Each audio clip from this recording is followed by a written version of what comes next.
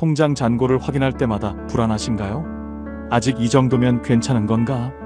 병원비는 감당할 수 있을까? 자식들에게 폐를 끼치진 않을까? 숫자를 보면 볼수록 마음이 무거워지죠. 평생 아끼고 또 아꼈는데 왜 이렇게 부족하게 느껴질까요? 혹시 이런 고민 때문에 밤에 잠 못 이루신 적이 있으신가요? 오늘 이 영상을 끝까지 들으시면 딱 3가지가 달라집니다. 첫째, 통장 잔고 때문에 불안해하지 않고 마음 편하게 팔자 좋은 노년을 사실 수 있게 됩니다. 둘째, 돈이 많든 적든 진짜 행복하게 사는 구체적인 방법을 알게 되실 거예요. 셋째, 오늘부터 당장 실천할 수 있는 마음의 평화를 얻는 방법을 갖게 되실 겁니다. 이 방법을 실천하신 분들은 한결같이 평생 돈에 쫓겨 살았는데 이제야 자유로워졌어요. 통장 잔고는 그대로인데 마음이 이렇게 편할 줄 몰랐어요. 저도 팔자 좋은 사람이에요. 라고 말씀하세요. 어쩌면 우리는 잘못된 질문을 하고 있는지도 모릅니다. 얼마나 있어야 안심할 수 있을까가 아니라 무엇이 있어야 진짜 편안할 수 있을까를 물어야 하는 거예요. 30분 후엔 여러분도 돈의 노예에서 벗어나 진짜 자유롭게 팔자 좋은 노년을 사는 방법을 알게 되실 겁니다. 자, 이야기 시작하겠습니다. 우리는 평생 돈을 위해 살았습니다. 아니, 정확하게 말하면 돈 때문에 살았습니다. 돈을 벌기 위해 새벽같이 일어나고 돈을 모으기 위해 먹고 싶은 것도 참고 묽은 콩나물국에 밥 말아 먹었죠. 돈을 아끼기 위해 하고 싶은 것도 모두 미뤘습니다. 자식들 학비를 위해, 내 집 마련을 위해, 편안한 노후를 위해서 말이죠. 그렇게 악착같이 평생 모았습니다. 그런데 막상 노후가 되고 보니 완전 이상합니다. 돈은 어느 정도 모았는데 마음이 편하지 않습니다. 왜일까요? 오히려 더 불안합니다. 더 모아야 할 것 같고 쓰지 말고 더 아껴야 할 것 같고 돈을 쓸 때마다 죄책감이 듭니다. 이게 정말 우리가 원했던 노후일까요? 돈을 위해 평생을 바쳤는데 정작 돈 때문에 불안한 노후를 사는 게 맞는 걸까요? 무소유로 유명한 법정 스님은 평생 가진 것이 거의 없었습니다. 작은 암자에서 최소한의 물건만 가지고 살았어요. 옷도 몇 벌 안 되고 그릇도 몇 개 안 되고 책상 하나, 이불 하나, 정말 필요한 것만 가지고 살았습니다. 세상 사람들이 보기에는 가난해 보였을 겁니다. 아니, 오히려 불쌍해 보였을 겁니다. 그런데 법정 스님의 글을 읽어보면 알 수 있습니다. 그분은 가난하지 않았습니다. 오히려 누구보다 풍요로웠습니다. 물질적으로는 적게 가졌지만 마음은 가득 차 있었습니다. 불안하지 않았고 초조하지 않았고 두려워하지 않았습니다. 오늘 하루를 살아갈 만큼만 있으면 충분하다고, 내일 걱정은 내일 하면 된다고, 지금 이 순간을 즐기고 온전하면 그것으로 충분하다고 말씀하셨습니다. 법정 스님은 무소유라는 책에서 이렇게 말씀하셨습니다. 가진 것이 많을수록 마음은 무거워진다. 물건 하나하나가 다 걱정거리가 된다. 잃을까봐 걱정하고 망가질까봐 걱정하고 도둑 맞을까봐 걱정하고 그렇게 결국은 물건들이 우리를 소유한다고요. 이게 말이 됩니까? 우리가 물건을 가진 게 아니라 물건이 우리를 가진 거라고. 하지만 정말 그렇습니다. 우리는 더 많이 가지려고 평생을 살았는데 나이 들어보니 그 많은 것들이 우리를 짓누르고 있었습니다. 더 가질수록 더 불안해지고 더 모을수록 상대와 비교해서 오히려 더 부족하게 느껴지고 더 채울수록 더 비어있는 것 같습니다. 이게 물질의 역설입니다. 이게 돈의 함정입니다. 박순자 씨, 68세 여성의 이야기입니다. 순자 씨는 평생 돈을 모으느라 제대로 쓰지를 못했다고 말씀하셨어요. 먹고 싶은 것도 참고 가고 싶은 곳도 미루고 하고 싶은 것도 다 나중으로 미루고 살았답니다. 자식들 대학 보내고 나면 쓰지, 집 장만하고 나면 쓰지, 은퇴하고 나면 쓰지. 이렇게 평생 미루며 살았대요. 그렇게 모은 돈이 지금 제법 됩니다. 자그마치 통장에 1억 5천이 있어요. 나쁘지 않은 금액이죠. 그런데 이제 와서 쓸 일이 없답니다. 나이가 들어서 무릎이 말을 안 들어 여행 가기도 힘들고 소화력이 예전 같지 않아서 먹고 싶은 것도 못 먹고 하고 싶은 것도 기력이 없어서 못합니다. 젊을 때 썼어야 했는데 건강할 때 썼어야 했는데 이제 와서 돈이 있어도 소용이 없다고 하시더군요. 그리고 이런 말씀을 덧붙이셨습니다. 돈은 모으는 게 아니라 적당히 즐기며 쓰는 거였어요. 쌓아두는 게 아니라 살아가는데 행복하기 위해, 사랑하는 사람과 추억을 만들기 위해 쓰는 거였는데, 눈시울을 붉히시며 말씀하시는 순자 씨를 보면서 가슴이 미어지게 아팠습니다. 얼마나 많은 분들이 이렇게 살고 계실까요? 여러분은 요즘 어떠신가요? 솔직히 한번 생각해 보세요. 반대로 김영호 씨, 70세 남성은 다릅니다. 영호 씨는 돈이 많지 않지만 행복하다고 하세요. 국민연금 월 80만 원 받는 것과 조금 모아둔 돈 3천만 원으로 살아가는데 충분하답니다. 크게 쓸 일도 없고 욕심도 없고 그냥 하루하루 편안하게 살고 있다고요. 건강하게 아침에 눈 뜨는 사실이 그냥 축복이고 감사하다고 합니다. 아침에 일어나서 동네를 산책하고 도서관에 가서 역사책, 소설책을 읽고 복지관에 가서 기타 배우고 사람들을 만납니다. 그냥 매일이 즐겁습니다. 저녁에는 드라마 한 편을 보거나 트로트 음악을 듣는답니다. 특별한 일은 없지만 매일이 평화롭대요. 불안하지 않고 조급하지 않고 그냥 오늘을 편안하게 평범하게 살아간다고요. 한 달에 한 번은 좋아하는 빵집에서 빵을 사고 2달에 한 번은 영화를 보고 좋아하는 그림을 사서 벽에 걸어두기도 합니다. 통장 잔고는 줄고 있지만 제 마음은 풍요로워요. 돈이 많았을 때보다 지금이 훨씬 행복합니다. 이게 행복이 아니면 뭐가 행복이겠어요? 정말 그렇습니다. 이게 행복입니다. 이게 편안한 노년 생활입니다. 여러분은 어느 쪽에 가까우신가요? 박순자 씨처럼 돈은 있는데 쓰지 못하고 불안해하시나요? 아니면 김영호 씨처럼 돈은 적지만 마음 편하게 사시나요? 60대, 70대가 넘어서면 이제는 분명히 알아야 합니다. 진짜 부유함이 무엇인지, 진짜 풍요로움이 무엇인지, 그건 통장 잔고에 있지 않습니다. 집이 몇 채인지에 있지 않습니다. 얼마나 비싼 차를 타는지에 있지 않습니다. 진짜 부유함은 여러분 마음속에 항상 있습니다. 그것을 알아채고 이제 행동하시면 됩니다. 마음이 평화로운 것, 마음이 편안한 것, 마음이 흔들리지 않는 것. 이게 진짜 부입니다. 이게 진짜 재산입니다. 아무리 돈이 많아도 마음이 불안하면 가난한 겁니다. 아무리 재산이 많아도 마음이 초조하면 부족한 겁니다. 반대로 가진 게 적어도 마음이 평온하면 부유한 겁니다. 많지 않아도 마음이 만족스러우면 풍요로운 겁니다. 돈이 중요하지 않다는 게 아닙니다. 돈은 중요합니다. 살아가려면 돈이 필요합니다. 아프면 병원에 가야 하고 먹고 살아야 하고 집도 있어야 합니다. 그런데 문제는 적당히가 어렵다는 겁니다. 얼마면 충분한지 우리는 알 수가 없습니다. 더 모아야 할 것 같고 더 아껴야 할 것 같고 끝없이 불안합니다. 왜 그럴까요? 혹시 우리가 돈으로 불안을 해소하려고 하는 건 아닐까요? 혹시 돈이 많으면 모든 게 해결될 거라고 착각하는 건 아닐까요? 그런데 불안은 돈으로 해소되지 않습니다. 아무리 돈이 많아도 불안한 사람은 불안합니다. 아무리 재산이 많아도 두려운 사람은 두렵습니다. 왜냐하면 불안의 뿌리는 돈이 아니라 마음에 있기 때문입니다. 법정 스님은 가진 게 없었지만 불안하지 않았습니다. 내일 먹을 것이 없어도 걱정하지 않았습니다. 왜 그랬을까요? 스님은 알고 있었습니다. 진짜 문제는 돈이 없는 게 아니라 마음이 흔들리는 거라는 것을. 진짜 가난은 물질이 부족한 게 아니라 마음이 텅 빈 거라는 것을. 그래서 스님은 물질을 채우는 대신 마음을 채웠습니다. 하루하루를 온전히 살았습니다. 아침에 일어나면 떠오르는 해를 보며 기뻐하고 감사했고, 밥을 먹으면 맛있어서 감사했고, 해가 지면 빛나는 별과 달에게 감사했습니다. 작은 것에서 기쁨을 찾았습니다. 바람 소리를 듣고 새 소리를 듣고 꽃이 피는 것을 보며 행복해했습니다. 그게 스님의 부였습니다. 그게 스님의 재산이었습니다. 우리도 그렇게 살 수 있습니다.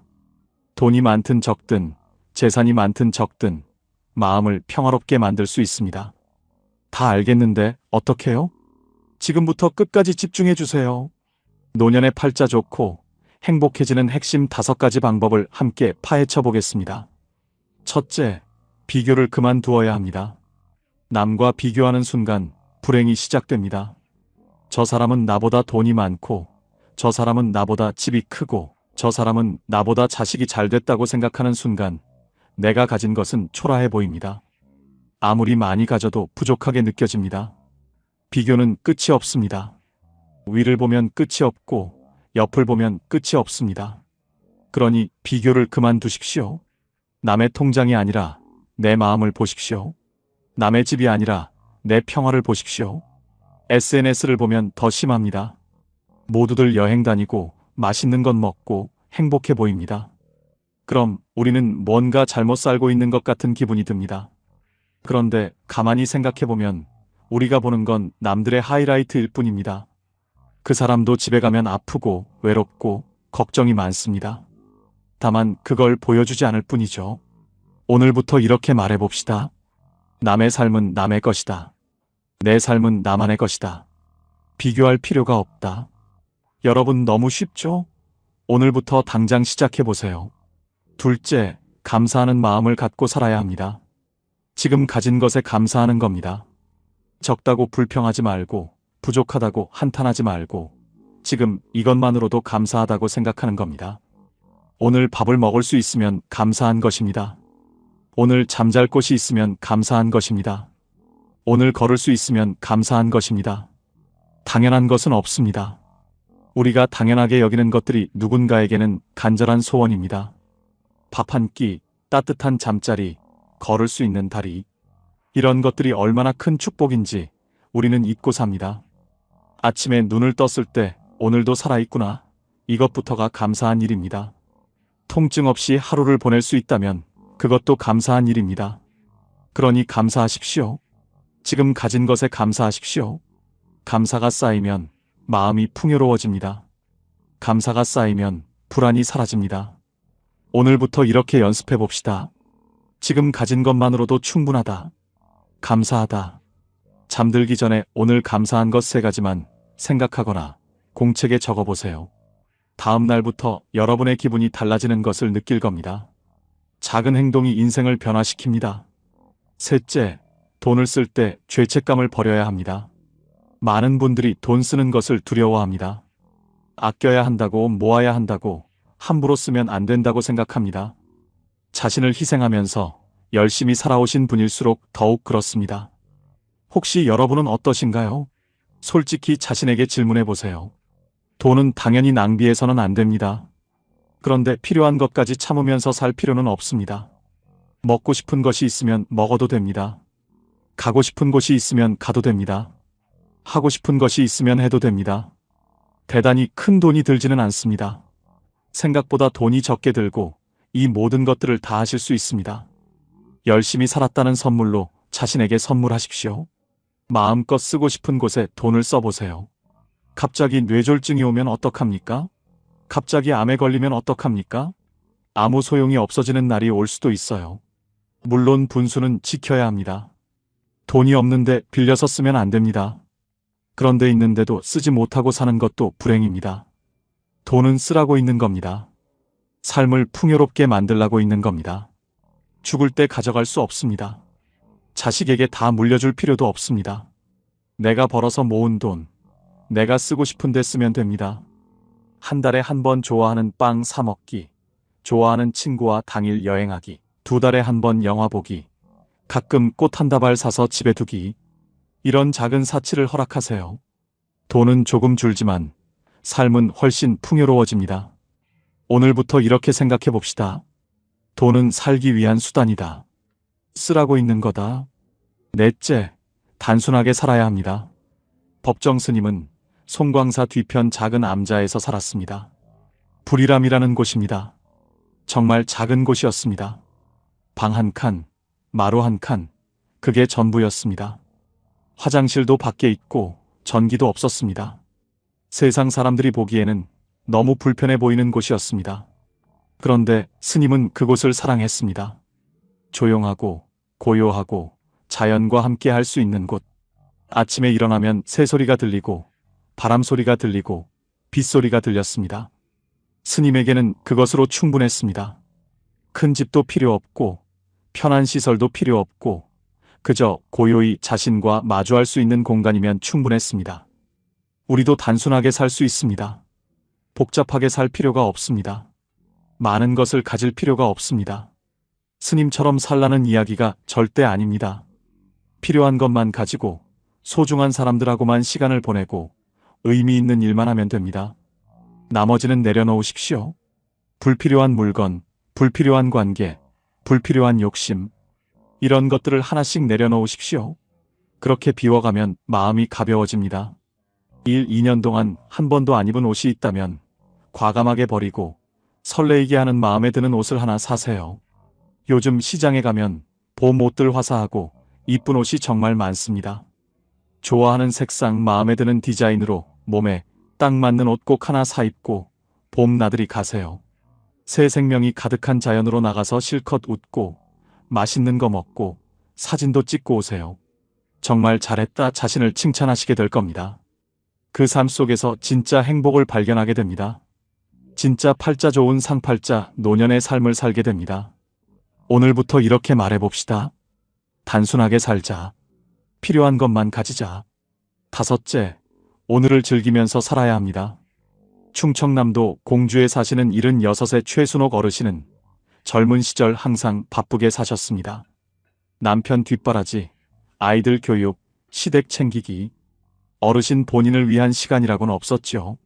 그런데 남편이 세상을 떠나고 아들 둘이 각자 짐을 싸서 나가고 나니 처음으로 어르신만의 시간이 생겼습니다. 처음에는 그게 너무 낯설고 두려웠다고 합니다. 집이 너무 조용했고 밥을 차려도 먹어줄 사람이 없었습니다. 밤이 되면 거실 불을 켜놓고 주무셨다고 해요. 사실 최순옥 어르신에게 화분을 권한 건 이웃 할머니였습니다. 어느 날 골목에서 울고 계신 어르신을 발견하고 말을 걸었대요. 뭐가 그렇게 서러우세요? 어르신이 말씀하셨습니다. 집이 너무 조용해서요. 이웃 할머니가 다음날 화분 하나를 들고 오셨습니다. 이거 말도 못하지만 들어줘요. 물 주면서 말 걸어봐요. 처음엔 우스웠다고 합니다. 화분한테 말을 걸다니. 그런데 해보셨대요. 오늘 날씨 좋다. 너도 좋지? 그 순간 어르신이 처음으로 웃었다고 합니다. 혼자서 웃었는데 창피하지가 않았다고요. 그 작은 화분 하나가 시작이었습니다.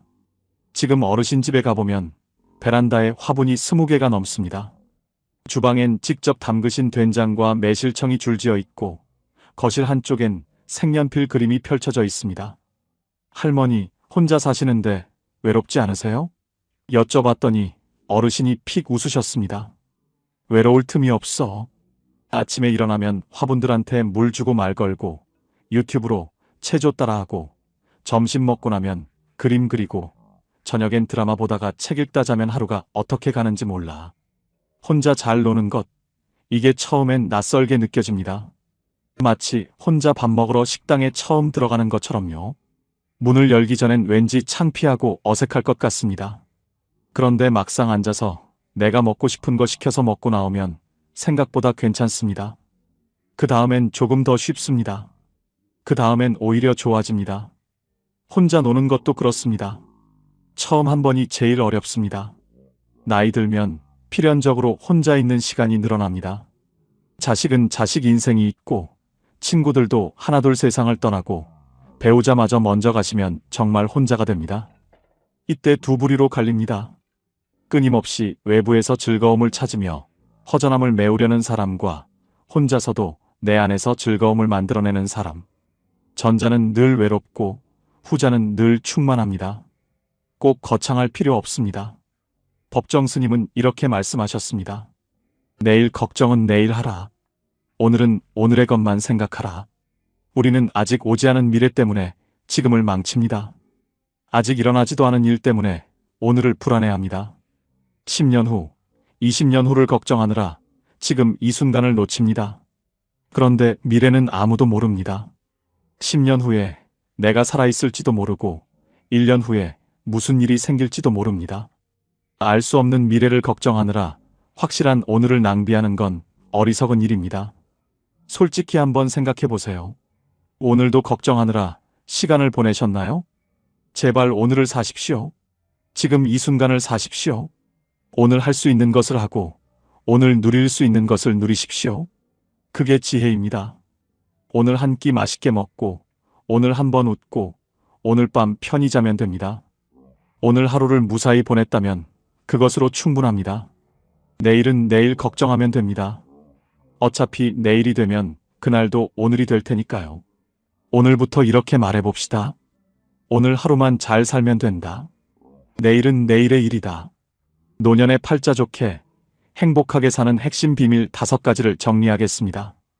비교 그만두기, 매일 감사하기, 죄책감 없이 돈 잘 쓰기, 단순하게 살기, 오늘을 즐기면서 살기. 이것만 기억하셔도 여러분의 노년 인생은 이제 걱정 없습니다. 행복해지십니다. 통장 잔고는 그대로인데 이미 여러분은 팔자 좋은 부자입니다. 마음은 훨씬 풍요로워질 겁니다.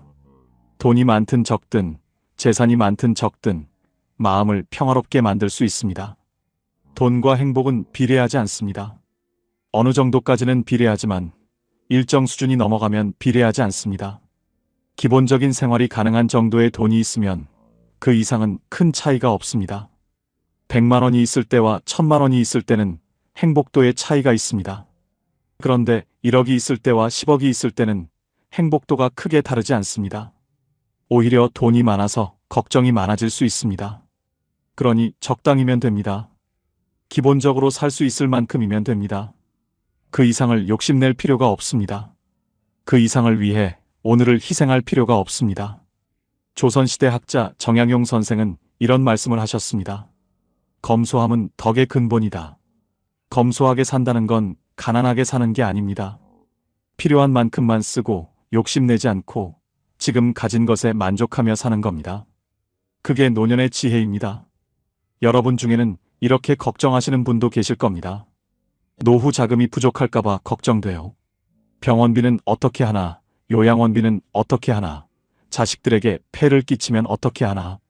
그 마음 충분히 이해합니다. 그런데 생각해 보십시오. 그 걱정이 문제를 해결해 주나요? 그 불안이 돈을 만들어 주나요? 아닙니다. 걱정한다고 돈이 생기지 않습니다. 불안해한다고 상황이 나아지지 않습니다. 여러분, 여기까지 살아오시느라 정말 수고 많으셨습니다. 참아온 날들이 얼마나 많으셨는지, 뒤로 물러선 순간이 얼마나 많으셨는지 모릅니다. 남편을 위해, 자식을 위해, 가족을 위해 자신을 뒤로 밀어온 그 세월이 얼마나 깊고 무거운 사랑이었는지 모릅니다. 그 묵묵한 세월이 결코 헛되지 않았습니다. 그 세월이 지금 여러분을 여기 서 있게 했습니다. 이제는 그 사랑을 자기 자신에게도 주셔도 됩니다. 꽃 한 다발을 자신을 위해 사는 것. 오랫동안 배우고 싶었던 것을 드디어 시작하는 것. 내일 아침 신발을 신고 동네 한 바퀴를 걷는 것. 그 작은 것 하나가 여러분의 남은 노후를 바꿉니다.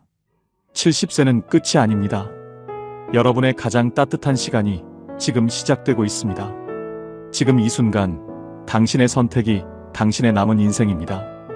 오늘 이 이야기가 마음에 닿으셨다면 댓글로 한마디 남겨주세요. 지금 사시는 지역과 함께 내일 시작하고 싶은 것 하나를 써주십시오.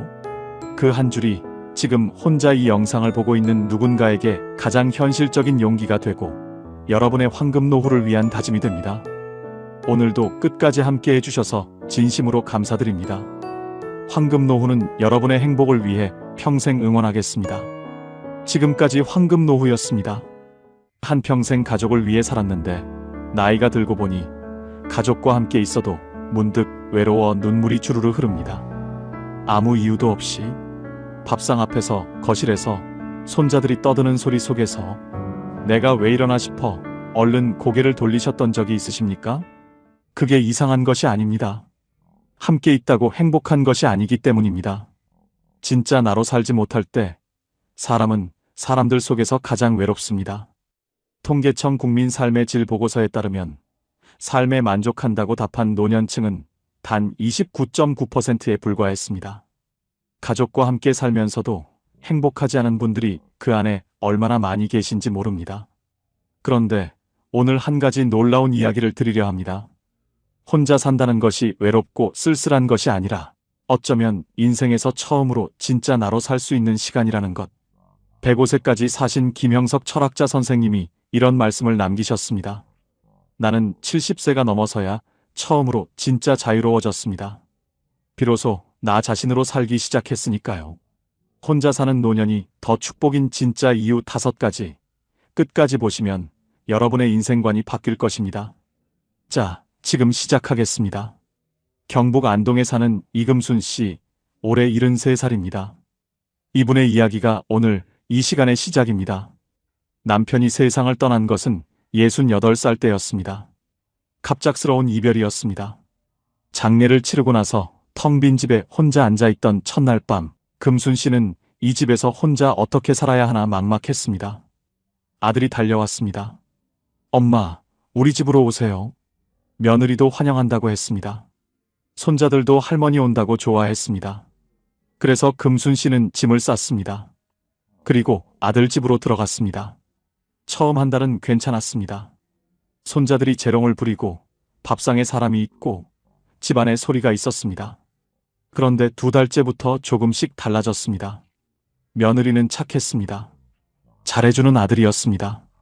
그런데 이상하게 집안에서 금순 씨는 점점 작아지고 있었습니다. 아침에 일찍 일어나도 며느리 눈치에 부엌에 들어가기가 망설여졌습니다. 냉장고를 열 때도, 화장실 순서를 맞출 때도, 손자들 훈육 방식이 내 생각과 달라도 아무 말 못하고 속으로만 삼켰습니다. 명절에는 며느리 친정 식구들이 왔습니다. 금순 씨는 그날 자기 방에 일찍 들어갔습니다. 아들 집인데 내 방에 들어가 문을 닫고 혼자 누웠습니다. 창밖으로 웃음소리가 들렸습니다. 그때 금순 씨 눈에서 눈물이 흘렀습니다. 외로워서가 아니었습니다. 내가 여기 있으면 안 되는 사람인 것 같아서였습니다. 그렇게 3년이 흘렀습니다. 3년 동안 금순 씨는 착한 엄마였고 조용한 시어머니였고 말 없는 할머니였습니다. 그런데 정작 금순 씨 자신은 없었습니다. 그러던 어느 봄날이었습니다. 동네 마트 앞에서 동갑내기 친구 박순이를 오랜만에 만났습니다. 그런데 이상했습니다. 순이가 너무 밝았습니다. 얼굴이 환했습니다. 전에 알던 그 조심스럽고 수척하던 모습이 아니었습니다. 눈이 반짝였고 걸음걸이도 가벼웠습니다. 금순 씨가 물었습니다. 야, 너 무슨 좋은 일 있어? 왜 이렇게 얼굴이 좋아? 순이가 웃으면서 말했습니다. 나 혼자 살거든. 금순 씨는 순이의 이야기를 들었습니다. 처음엔 무섭고 적적했는데 지금은 아침마다 혼자 커피 한 잔 마시는 것이 세상에서 제일 행복하다고 했습니다. 자고 싶을 때 자고, 먹고 싶은 건 먹고, 보고 싶은 TV 보고, 아무도 눈치 볼 사람이 없다고 했습니다. 아들이 가끔 오면 그렇게 반가울 수가 없다고 했습니다. 멀리서 보니까 더 예뻐 보인다고 같이 살 때는 몰랐는데 혼자 살고 나서야 아들이 얼마나 소중한지 알겠다고 했습니다. 금순 씨는 그날 집으로 돌아오면서 내내 순이 얼굴이 떠올랐습니다. 저 사람이 원래 저렇게 밝은 사람이었나? 저 얼굴이 진짜 순이 얼굴이구나. 그날 밤 금순 씨는 오래 생각했습니다. 그리고 결심했습니다. 나도 한번 살아봐야겠다. 진짜 내 방식으로. 아들에게 말했습니다.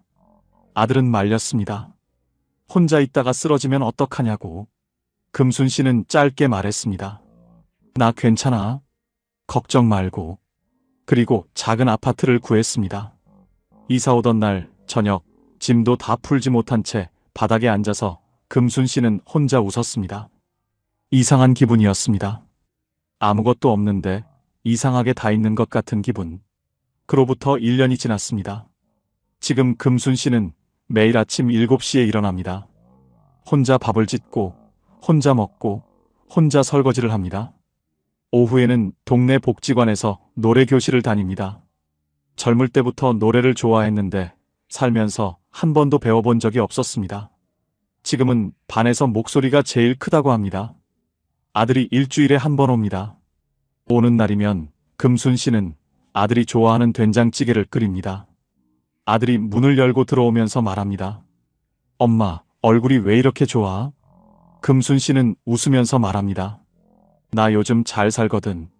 그 말이 거짓말이 아닙니다. 진심입니다. 박순이를 마트 앞에서 만났던 그날, 금순 씨가 본 것은 친구의 얼굴이 아니었습니다. 자기가 앞으로 살 수 있는 삶이었습니다. 그리고 지금 금순 씨는 그 삶을 살고 있습니다.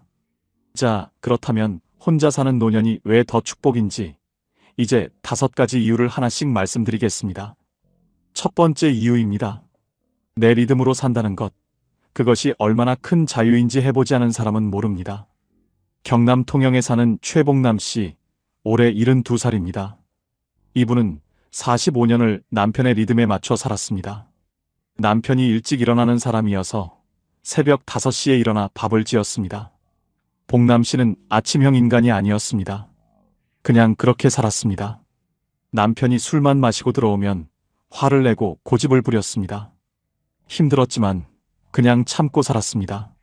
자상한 말 한마디 안 해주는 사람이어서 늘 외로웠지만 그냥 그렇게 살았습니다. 45년을. 남편이 세상을 떠난 뒤 처음 혼자 맞이한 아침, 봉남 씨는 7시에 일어났습니다. 새벽 5시가 아니라 7시에 냉장고를 열어 좋아하는 나물을 꺼냈습니다. 국을 끓이지 않았습니다. 그냥 나물 몇 가지에 밥 한 공기.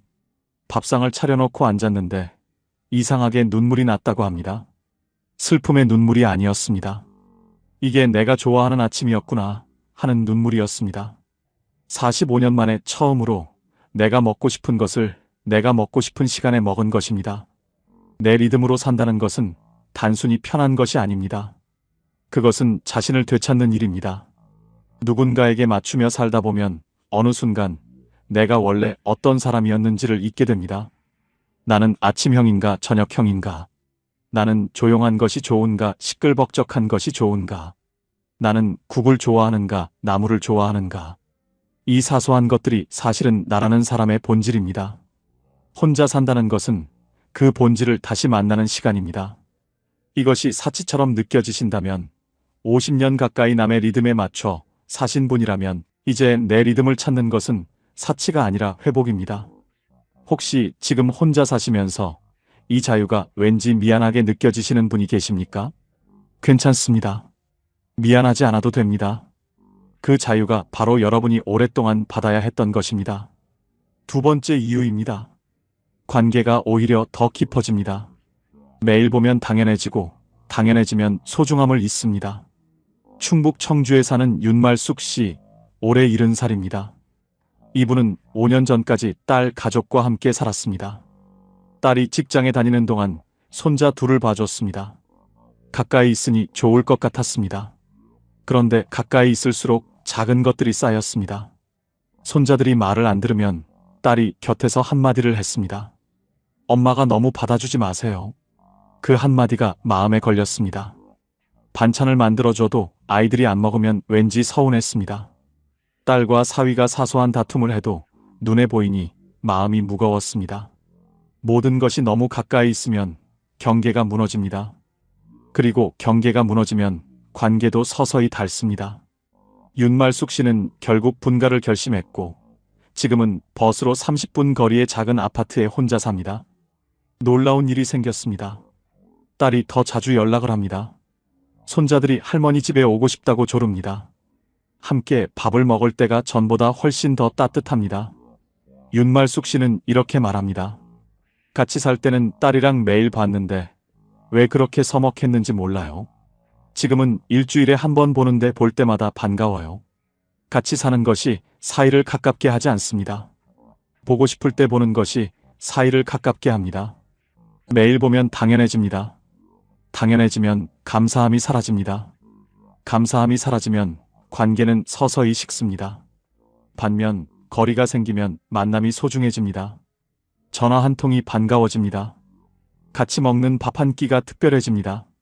일본의 저명한 노년학자 히노하라 시게아키 박사는 말했습니다. 가장 건강한 노년의 관계는 적당한 거리에서 깊은 온기를 주고받는 것이다. 가까이 있되 붙어있지 않는 것. 그것이 오히려 더 오래, 더 깊게 사랑할 수 있는 방법입니다. 지금 혼자 사시면서 자식과 멀어지는 것 같아 불안하신 분이 계십니까? 멀어지는 것이 아닙니다. 더 오래 사랑할 수 있는 거리를 만드는 것입니다. 세 번째 이유입니다. 혼자 있어야 비로소 나를 만납니다. 소음이 없어야 내 안의 소리가 들립니다. 전북 전주에 사는 임순예 씨, 올해 69살입니다. 이분은 평생 조용히 살았습니다. 말이 많은 편이 아니었고 혼자 있는 것을 좋아했지만 그럴 틈이 없었습니다. 아이들이 있었고, 남편이 있었고, 시댁 식구들이 있었고, 이웃들이 있었습니다. 집안에 늘 누군가가 있었고, 늘 무언가를 해야 했습니다. 혼자가 된 첫 해는 솔직히 힘들었습니다. 집이 너무 조용했습니다. 밥을 혼자 먹는 것이 적적했습니다. TV를 켜놓고 소리라도 들어야 덜 외로웠습니다. 그런데 1년이 지나면서 달라지기 시작했습니다. 그 조용함이 조금씩 편안해졌습니다. 소음이 없어지자 오랫동안 들리지 않던 소리가 들리기 시작했습니다. 내 안의 소리였습니다. 어릴 때 좋아했던 뜨개질이 다시 하고 싶어졌습니다. 결혼하고 나서는 손댈 시간이 없었는데 문득 실과 바늘이 그리워졌습니다. 동네 문화센터에 뜨개질 수업이 있다는 걸 알고 등록했습니다. 처음에는 손이 서툴렀습니다. 그런데 코를 하나씩 떠가는 동안 마음이 차분해지는 것을 느꼈습니다. 3달 뒤에는 손자에게 줄 목도리를 완성했습니다.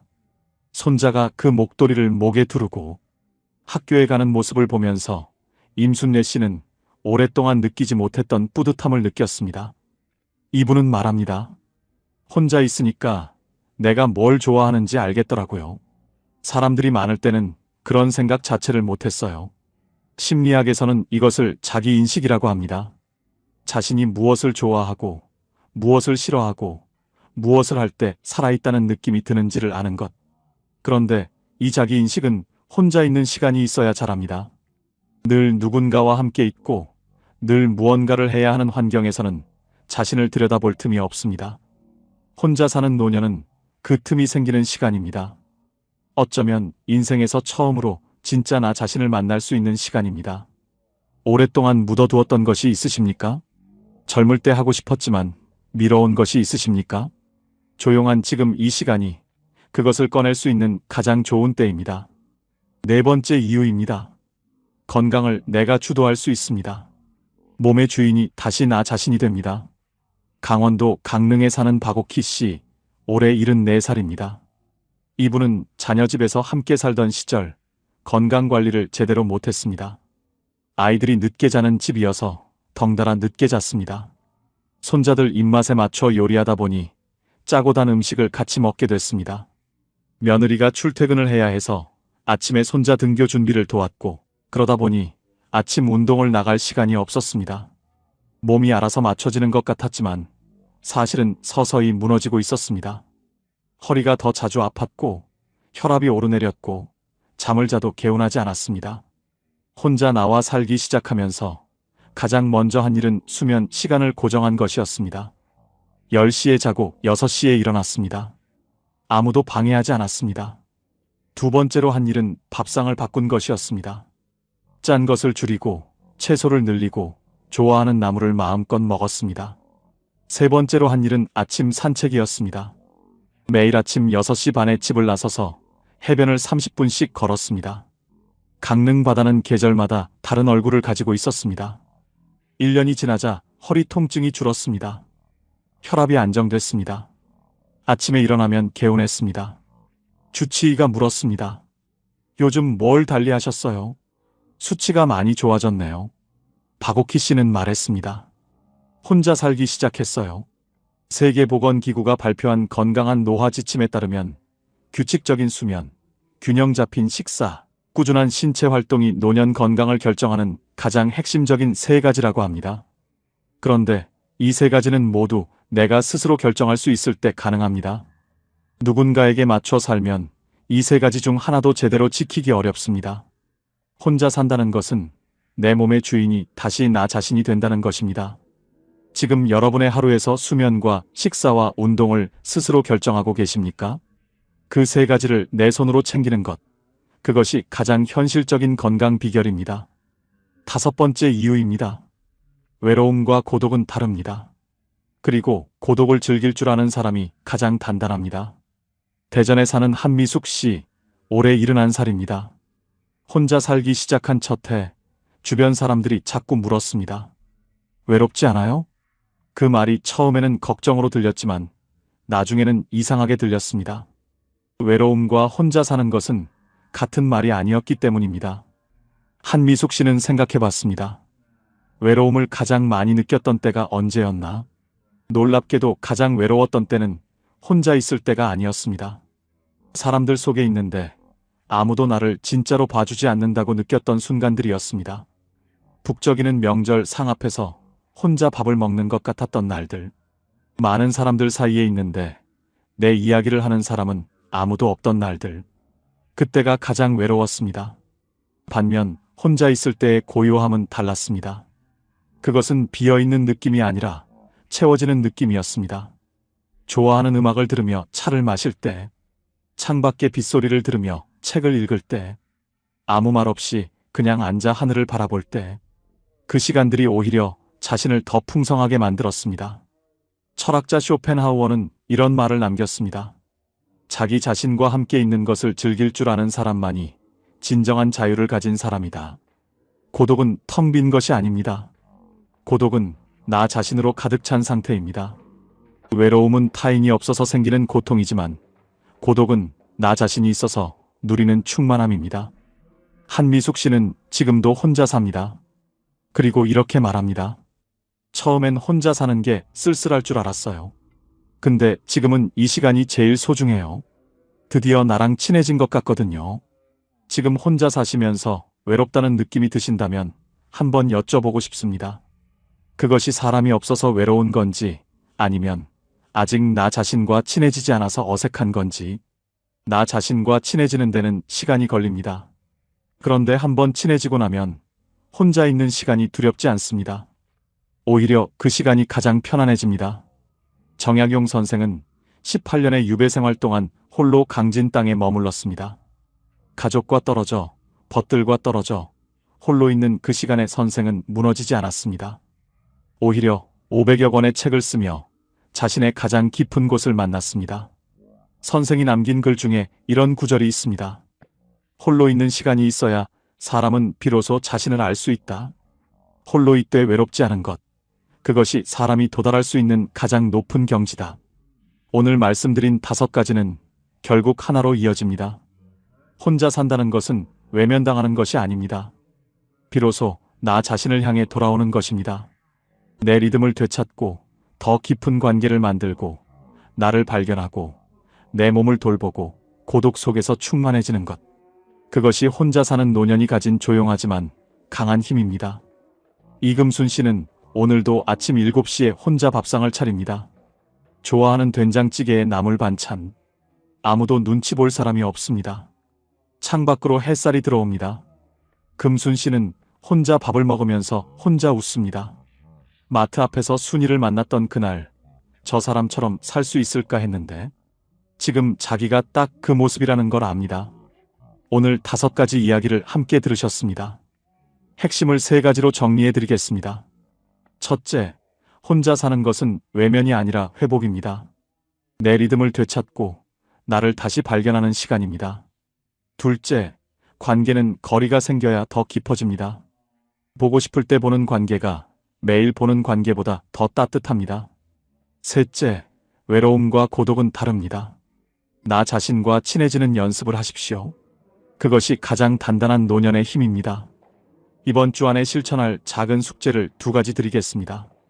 첫째, 오늘 저녁 조용히 혼자 앉아 내가 요즘 진짜 즐거운 것이 무엇인지 종이에 적어보십시오. 거창하지 않아도 됩니다. 뜨개질이어도 좋고 라디오 듣기여도 좋고 산책이어도 좋습니다. 그것이 여러분이 다시 찾아야 할 나 자신의 단서입니다. 둘째, 자녀에게 전화할 때 먼저 이렇게 말해보십시오. 나 요즘 잘 지내. 보고 싶으면 와. 기다리는 사람이 아니라 잘 살고 있는 사람으로 먼저 서십시오. 자녀가 더 자주, 더 반갑게 올 것입니다. 오늘 이야기가 마음에 닿으셨다면 지금 사시는 지역과 함께 댓글로 한마디 남겨주세요. 혼자 사는 분들의 이야기가 또 다른 누군가에게 가장 현실적인 용기가 됩니다. 구독과 좋아요도 부탁드립니다. 여러분, 살면서 혼자가 된다는 것이 두렵지 않으셨습니까? 처음 혼자 밥을 차렸을 때, 처음 혼자 명절을 보냈을 때, 처음 아무도 없는 집으로 돌아왔을 때, 그 낯섦과 쓸쓸함을 견뎌오신 것만으로도 이미 대단하신 겁니다. 아무도 알아주지 않아도 그 하루하루를 버텨오신 그 마음이 얼마나 단단하고 귀한지 모릅니다. 그런데 오늘 이 영상을 끝까지 보신 여러분께 한 가지 말씀드리고 싶습니다. 혼자 산다는 것이 끝이 아닙니다.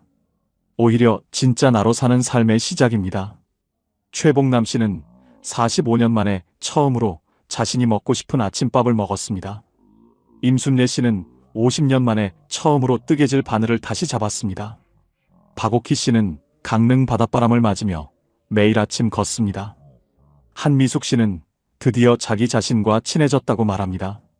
그리고 이금순 씨는 오늘도 혼자 밥상 앞에서 웃고 있습니다. 그분들이 찾아낸 행복은 누가 가져다 준 것이 아니었습니다. 혼자 있는 그 시간 속에서 스스로 찾아낸 것이었습니다.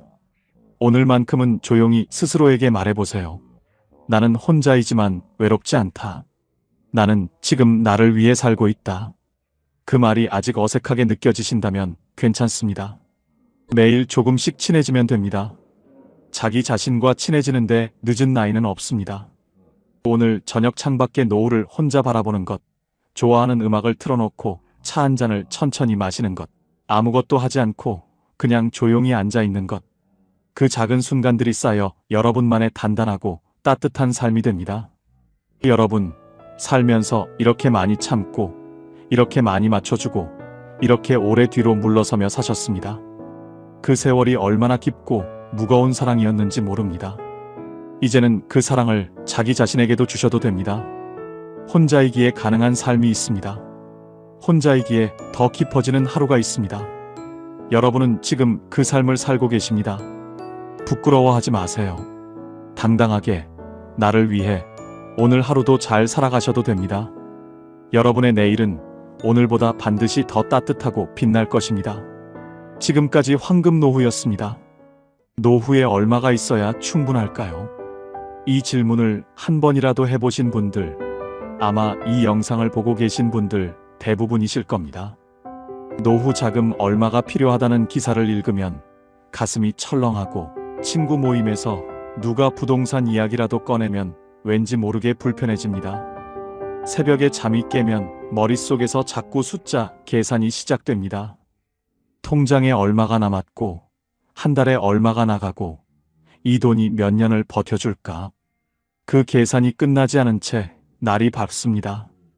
아침을 먹으면서도 산책을 하면서도 텔레비전을 보면서도 그 불안은 배경처럼 깔려 있습니다. 조금만 더 있으면 괜찮을 텐데, 조금만 더 있으면 마음이 편할 텐데, 그런데 이상하게도 그 조금이 채워져도 마음은 쉽게 편해지지 않습니다. 왜일까요? 노후 자금 10억이 있어도 불안한 사람이 있고 월 100만 원으로 평온하게 사는 사람이 있습니다. 그 차이는 돈이 아닙니다. 오늘 이 이야기는 돈을 더 모으는 법이 아닙니다. 지금 가진 돈으로 더 잘 사는 법입니다. 그리고 더 나아가 돈이 결코 만들어줄 수 없는 것들이 70 이후의 삶에서 얼마나 중요한지에 대한 이야기입니다. 끝까지 들으시면 새벽에 눈이 떠졌을 때 숫자, 계산 대신 다른 생각을 하게 되실 겁니다. 자, 시작하겠습니다. 함께 천천히 들어가 보겠습니다. 경상남도 진주에 사는 71세 김복순 씨는 새벽마다 스마트폰을 봅니다. 잠이 깨면 제일 먼저 하는 일이 은행 앱을 열어서 잔고를 확인하는 것입니다. 남편이 돌아가신 지 5년이 됐고 딸 하나는 서울에, 아들 하나는 부산에 살고 있습니다. 두 자녀가 매달 조금씩 용돈을 보내주고 남편이 남긴 작은 금액의 연금이 나옵니다. 먹고 사는데 지장은 없습니다. 그런데 새벽마다 잔고를 확인하는 습관은 멈추지 않습니다. 김복순 씨는 이렇게 말했습니다. 돈이 없어서 불안한 게 아닌 것 같아요. 그냥 불안한 거예요. 근데 그 불안이 돈 걱정처럼 느껴지는 거예요. 이 말 속에 오늘 이야기의 핵심이 들어 있습니다. 돈 걱정이 커지는 진짜 이유. 첫 번째는 돈을 안전의 상징으로 여기는 습관입니다. 우리 세대는 가난을 경험한 세대입니다. 어릴 때 먹을 것이 없었던 기억, 돈이 없어서 아픈 가족을 제때 병원에 못 데려간 기억, 돈 때문에 하고 싶은 것을 포기해야 했던 기억. 그 기억들이 우리 안에 아주 깊이 새겨져 있습니다. 그래서 돈은 단순한 숫자가 아닙니다. 돈은 생존의 상징이고, 안전의 상징이고, 두려움으로부터 나를 지켜주는 방패입니다. 그 등식이 평생 작동해 왔습니다. 돈이 있으면 안전하고, 돈이 없으면 위험하다. 그런데 70이 넘어서도 그 등식이 그대로 작동하고 있는 것입니다. 실제로 지금 당장 굶을 처지가 아닌데도 몸속 어딘가에 새겨진 그 오래된 두려움이 새벽마다 통장 잔고를 확인하게 만드는 것입니다. 이것은 의지의 문제가 아닙니다. 평생 살아온 방식의 문제입니다. 그러나 이제는 그 등식을 조금 느슨하게 풀어볼 때가 됐습니다. 두 번째 이유는 비교에서 오는 상대적 빈곤감입니다. 절대적으로 부족한 것이 아닌데도 부족하게 느껴지는 것. 그것이 상대적 빈곤감입니다. 모임에 나가면 누군가는 해외여행 이야기를 하고 누군가는 자녀가 집을 사줬다는 이야기를 합니다. 뉴스에서는 노후 자금으로 몇 억이 필요하다는 이야기가 나옵니다. 그 숫자들과 나의 현실을 비교하는 순간 충분했던 것이 갑자기 부족해 보입니다. 오늘 아침 따뜻하게 밥을 먹었고 몸에 큰 이상이 없고 지낼 집이 있는데도 비교는 언제나 우리를 가난하게 만듭니다. 내가 가진 것을 보는 것이 아니라 내가 갖지 못한 것을 보게 만들기 때문입니다. 그리고 그 비교는 70이 넘어서도 멈추지 않습니다. 오히려 더 예민해지기도 합니다. 세 번째 이유는 미래에 대한 통제 욕구입니다. 앞으로 얼마나 더 살지 모르니까라는 말. 이 말 속에는 불확실성에 대한 두려움이 담겨 있습니다. 인간은 원래 통제할 수 없는 것을 두려워합니다. 언제 아플지, 얼마나 더 살지, 어떤 일이 생길지, 이 모든 것이 불확실합니다. 그래서 그나마 숫자로 확인할 수 있는 통장 잔고에 집착하게 됩니다. 돈이 많으면 그 불확실성을 조금이라도 통제할 수 있을 것 같은 느낌이 들기 때문입니다. 하지만 돈은 미래를 통제해주지 않습니다. 돈은 선택지를 늘려줄 뿐입니다. 그리고 진짜 불안, 즉 언젠가는 죽는다는 사실, 언제 아플지 모른다는 사실은 아무리 많은 돈이 있어도 사라지지 않습니다. 그 진실을 받아들이는 것이 돈 걱정으로부터 자유로워지는 첫걸음입니다. 네 번째 이유는 돈이 없으면 사랑받지 못할 것 같다는 두려움입니다. 이것은 많은 분들이 의식하지 못하는 감정입니다. 하지만 자식에게 짐이 될까봐 걱정하는 마음, 용돈을 받을 때 자존심이 상하는 느낌, 손자에게 용돈을 못 줄 때 느끼는 미안함. 이 모든 감정의 뿌리에는 돈 없는 나는 사랑받을 자격이 없는 것 아닐까라는 두려움이 있습니다. 그리고 이것은 우리 세대가 살아온 방식과 깊이 연결되어 있습니다. 주는 것이 사랑이고 베푸는 것이 존재의 증명이었던 시대를 살아왔기 때문입니다. 그런데 이제 더 이상 주기 어려운 나이가 됐을 때 그 역할이 흔들리면서 불안이 커지는 것입니다. 하지만 생각해 보세요. 자식이 여러분을 사랑하는 것은 여러분의 통장 잔고 때문이 아닙니다. 여러분이 여러분이기 때문입니다. 그 사실을 믿는 연습이 필요합니다. 자, 이 네 가지를 하나로 묶으면 이렇게 됩니다.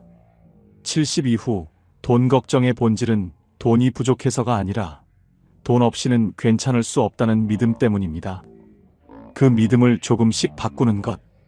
그것이 오늘 이야기가 향하는 방향입니다. 그렇다면 돈이 만들어줄 수 없는 것들, 그러나 70 이후의 삶을 진짜로 풍요롭게 만들어주는 것들은 무엇일까요? 지금부터가 오늘 이야기의 핵심입니다. 돈으로 살 수 없는 것 첫 번째, 아침에 일어나고 싶은 이유입니다. 돈이 아무리 많아도 아침에 눈을 뜨는 것이 무겁다면 그 삶은 풍요롭지 않습니다. 반대로 통장에 많지 않아도 오늘 하루 기다리는 것이 있다면 그 사람의 하루는 충분합니다. 기다리는 것이 거창할 필요는 없습니다. 매주 화요일 오전에 같이 걷는 친구, 손자가 다음 주에 온다는 사실, 지금 읽고 있는 소설의 다음 장, 저녁에 보기로 한 드라마 한 편. 이런 작고 소박한 기다림이 아침을 열어줍니다. 루틴이 있는 사람은 돈이 많지 않아도 하루를 살아갑니다. 루틴이 없는 사람은 돈이 많아도 아침이 무겁습니다. 70 이후의 삶에서 가장 먼저 만들어야 할 것은 통장 잔고가 아니라 오늘 하루를 살고 싶게 만드는 작은 이유들입니다. 그 이유들이 쌓이면 삶이 됩니다. 돈으로 살 수 없는 것 두 번째, 나를 있는 그대로 봐주는 한 사람입니다. 돈이 많고 집이 넓어도 아무도 없는 저녁은 춥습니다. 반대로 작은 방 하나에 살아도 진심으로 내 이야기를 들어주는 사람이 한 명 있다면 그 삶은 따뜻합니다. 70 이후의 관계는 숫자가 아니라 깊이입니다. 연락처에 사람이 아무리 많아도 진짜로 전화할 수 있는 사람이 없다면 그것은 외로움입니다. 돈이 있으면 편의를 살 수 있습니다. 맛있는 것을 먹고 좋은 곳에 다닐 수 있습니다. 하지만 새벽에 가슴이 먹먹할 때 전화할 수 있는 사람은 돈이 만들어주지 않습니다. 그것은 평소에 쌓아온 관계가 만들어줍니다. 지금 내 주변에 그런 사람이 한 명이라도 있다면 그것은 어떤 통장 잔고보다 귀한 자산입니다. 충청북도 청주에 사는 76세 오정숙 씨는 남편과 둘이 삽니다. 남편은 3년 전 뇌경색으로 쓰러진 후 반신이 불편합니다. 오정숙 씨가 돌봄을 전담하고 있습니다. 노후 자금이 넉넉하지 않고 딸이 보내주는 작은 돈과 국가지원금으로 생활합니다. 누가 봐도 넉넉하지 않은 처지입니다. 그런데 오정숙 씨는 이렇게 말합니다. 남편이 아침에 눈을 떴을 때 나를 보고 웃어요. 그 웃음이 나한테는 전부예요. 돈 걱정이 없냐면 거짓말이지만 그 웃음 때문에 오늘도 살아요. 이 한마디가 돈으로 살 수 없는 것의 정체를 정확히 보여줍니다. 그 웃음은 돈이 만들어준 것이 아닙니다. 40년 넘게 함께 살아온 세월이 만들어준 것입니다. 돈으로 살 수 없는 것 세 번째, 몸이 허락하는 오늘 하루입니다. 돈으로 좋은 병원에 갈 수 있고 좋은 약을 먹을 수 있습니다. 그것은 사실입니다. 하지만 돈이 건강 그 자체를 살 수는 없습니다. 지금 이 순간 두 발로 걸을 수 있다는 것, 밥을 맛있게 먹을 수 있다는 것, 바람을 느낄 수 있다는 것. 이것들은 돈이 주는 것이 아닙니다. 몸이 주는 것입니다. 그리고 이것이 얼마나 귀한 것인지는 잃어봐야 합니다. 아직 잃지 않았다면 지금 누리고 있는 것입니다. 70이 되면 몸의 고마움을 이전보다 더 자주 느끼게 됩니다. 무릎이 조금 아파도 걸을 수 있다는 것, 눈이 침침해도 이렇게 영상을 볼 수 있다는 것, 그 하나하나가 사실은 대단히 소중한 것들입니다. 오늘 하루 몸이 허락해준 것들에 감사하는 마음, 그것이 돈이 줄 수 없는 풍요입니다. 돈으로 살 수 없는 것 네 번째, 쓸모 있다는 느낌입니다. 앞서 돈 걱정의 이유 중에 돈이 없으면 쓸모 없어지는 것 같다는 두려움이 있다고 말씀드렸습니다. 그런데 흥미로운 것은 실제로 쓸모 있다는 느낌은 돈과 별로 관계가 없다는 것입니다. 복지관에서 어르신들에게 노래를 가르치는 74세 할머니는 강사비를 거의 받지 않습니다. 하지만 수업이 끝나고 어르신들이 박수를 칠 때 그 느낌은 어떤 통장 잔고로도 살 수 없습니다. 손자에게 된장찌개 만드는 법을 가르쳐주는 75세 할아버지는 그 시간에 돈을 받지 않습니다. 하지만 손자가 할아버지 된장찌개가 제일 맛있어요 라고 말할 때 그 뿌듯함은 돈이 만들어주지 않습니다. 쓸모 있다는 느낌은 역할에서 옵니다. 그리고 그 역할은 돈이 많아야 가질 수 있는 것이 아닙니다. 지금 내가 있는 자리에서 지금 내가 가진 것으로 누군가에게 작은 도움이 되는 것, 그것이 쓸모입니다. 돈으로 살 수 없는 것 다섯 번째, 지금 이 순간의 평온입니다. 쇼펜하우어는 이런 말을 남겼습니다. 부는 바닷물과 같아서 마실수록 갈증이 난다고. 돈도 마찬가지입니다. 더 많이 가질수록 더 많이 갖고 싶어집니다. 1억이 있으면 2억이 있으면 좋겠고 2억이 있으면 5억이 있으면 좋겠습니다. 그 끝은 없습니다. 그러나 만족은 외부 조건이 아니라 내면의 결단에서 옵니다. 지금 이 정도면 충분하다는 결단. 그 결단이 평온을 만들어줍니다. 그 결단은 돈이 만들어주지 않습니다. 내가 만들어야 합니다. 지금 이 순간 창밖에 햇살이 들어오고 따뜻한 차 한 잔이 있고 몸에 큰 통증이 없다면 그것이 평온입니다. 그 평온은 통장 잔고와 관계없이 지금 이 순간 내가 선택할 수 있는 것입니다. 이제 두 분의 이야기를 깊이 들어드리겠습니다. 전라남도 순천에 사는 78세 이순례 씨는 평생 남편과 함께 논밭을 일궜습니다. 자녀 셋을 대학까지 보내고 나니 남은 것이 별로 없었습니다. 남편은 68세에 먼저 세상을 떠났고 이순례 씨는 혼자 남았습니다. 딸 셋이 매달 조금씩 돈을 모아 엄마에게 보내줍니다. 처음에는 그것이 너무 자존심이 상했습니다. 평생 주기만 하며 살아왔는데 이제 자식한테 손을 벌리는 신세가 됐다는 생각이 들었습니다. 딸들이 돈을 보낼 때마다 카카오톡으로 엄마 이번 달 입금했어요 라는 메시지가 왔는데 그 메시지를 볼 때마다 마음이 복잡했습니다. 고맙기도 하고 미안하기도 하고 어딘가 모르게 작아지는 느낌이 들었습니다. 그러던 어느 날 둘째 딸이 전화를 해서 이런 말을 했습니다. 엄마, 내가 지금 이렇게 살 수 있는 게 다 엄마 덕분이야. 엄마가 나 낳고 키우느라 얼마나 힘들었어. 이 돈은 용돈이 아니라 내가 엄마한테 드리는 감사예요. 이순례 씨는 그 말을 듣고 한참을 울었습니다. 그냥 눈물이 났습니다. 그리고 생각이 바뀌었습니다. 내가 받는 것이 아니라 내가 심은 것을 거두는 것이라는 생각. 평생 심어온 사랑이 이렇게 돌아오는 것이라는 생각. 그날 이후 이순례 씨는 딸의 입금 메시지를 볼 때 더 이상 마음이 복잡하지 않습니다. 그냥 고맙습니다. 그리고 그 고마움이 또 다른 사랑이 됩니다. 지금 이순례 씨는 순천 시내 작은 경로당에서 매주 화요일 화투를 가르칩니다. 화투라는 것이 거창한 것이 아니지만 어르신들이 그 시간을 기다립니다. 이순례 씨도 그 시간을 기다립니다. 돈은 별로 없지만 기다리는 것이 있는 삶입니다. 그것이 이순례 씨의 노후입니다. 경기도 용인에 사는 73세 한정수 씨는 40대에 사업을 크게 벌였다가 실패했습니다. 은행 빚을 다 갚고 나니 50대 중반이었고 그때부터 다시 시작하려 했지만 몸이 받쳐주지 않았습니다. 퇴직금도 없었고 국민연금도 얼마 되지 않았습니다. 아내가 마트 계산원으로 일하면서 생계를 유지했고 한정수 씨는 그 사실이 너무 부끄러워서 한동안 집에서만 지냈습니다. 자식들 얼굴 보기도 창피했습니다.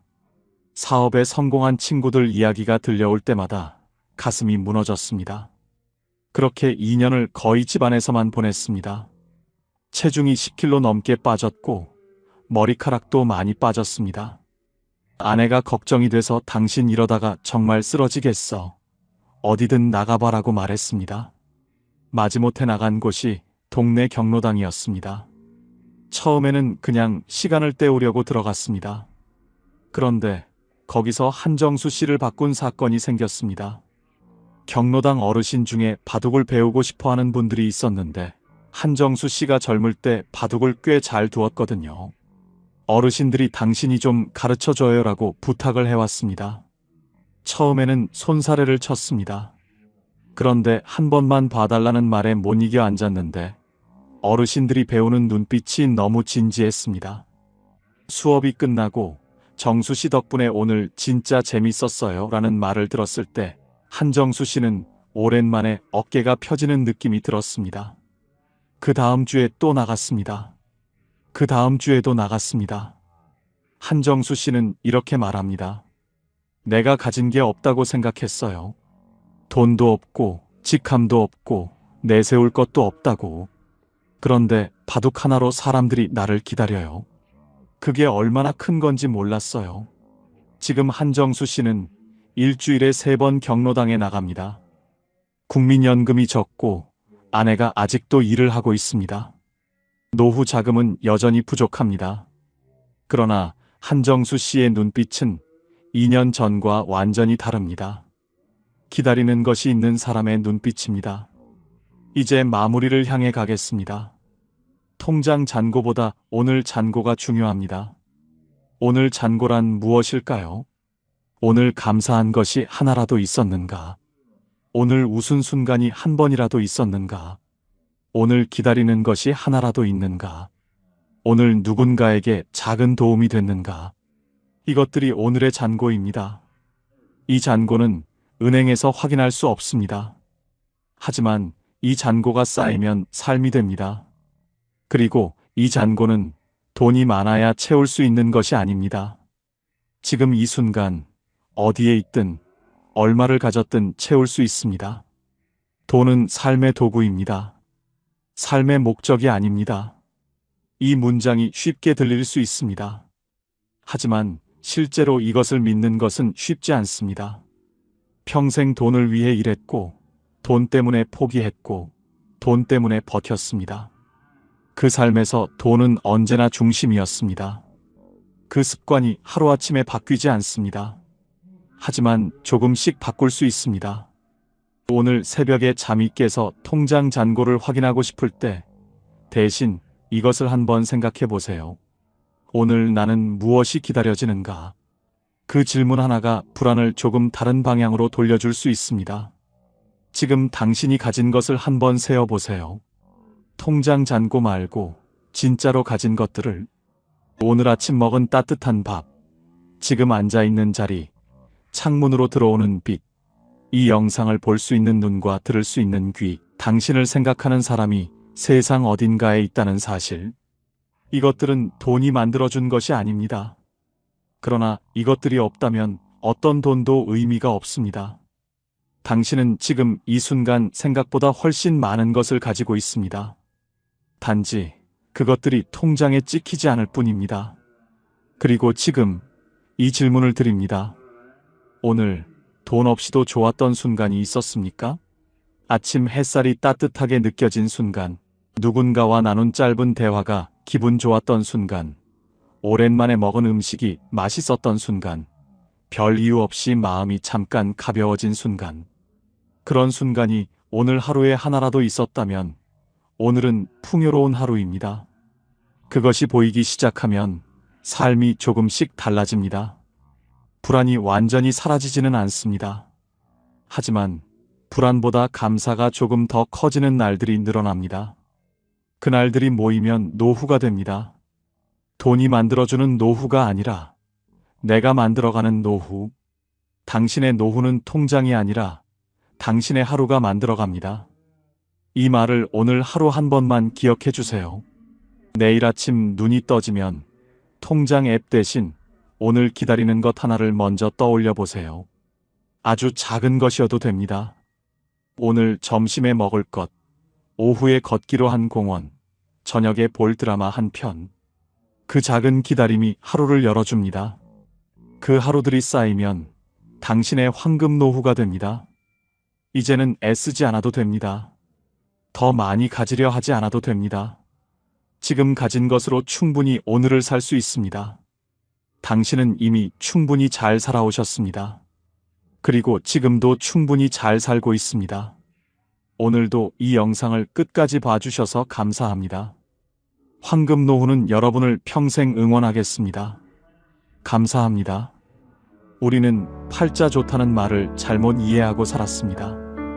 팔자 좋은 노후는 돈 많은 노후, 자식 잘된 노후, 건강한 노후라고 생각했습니다.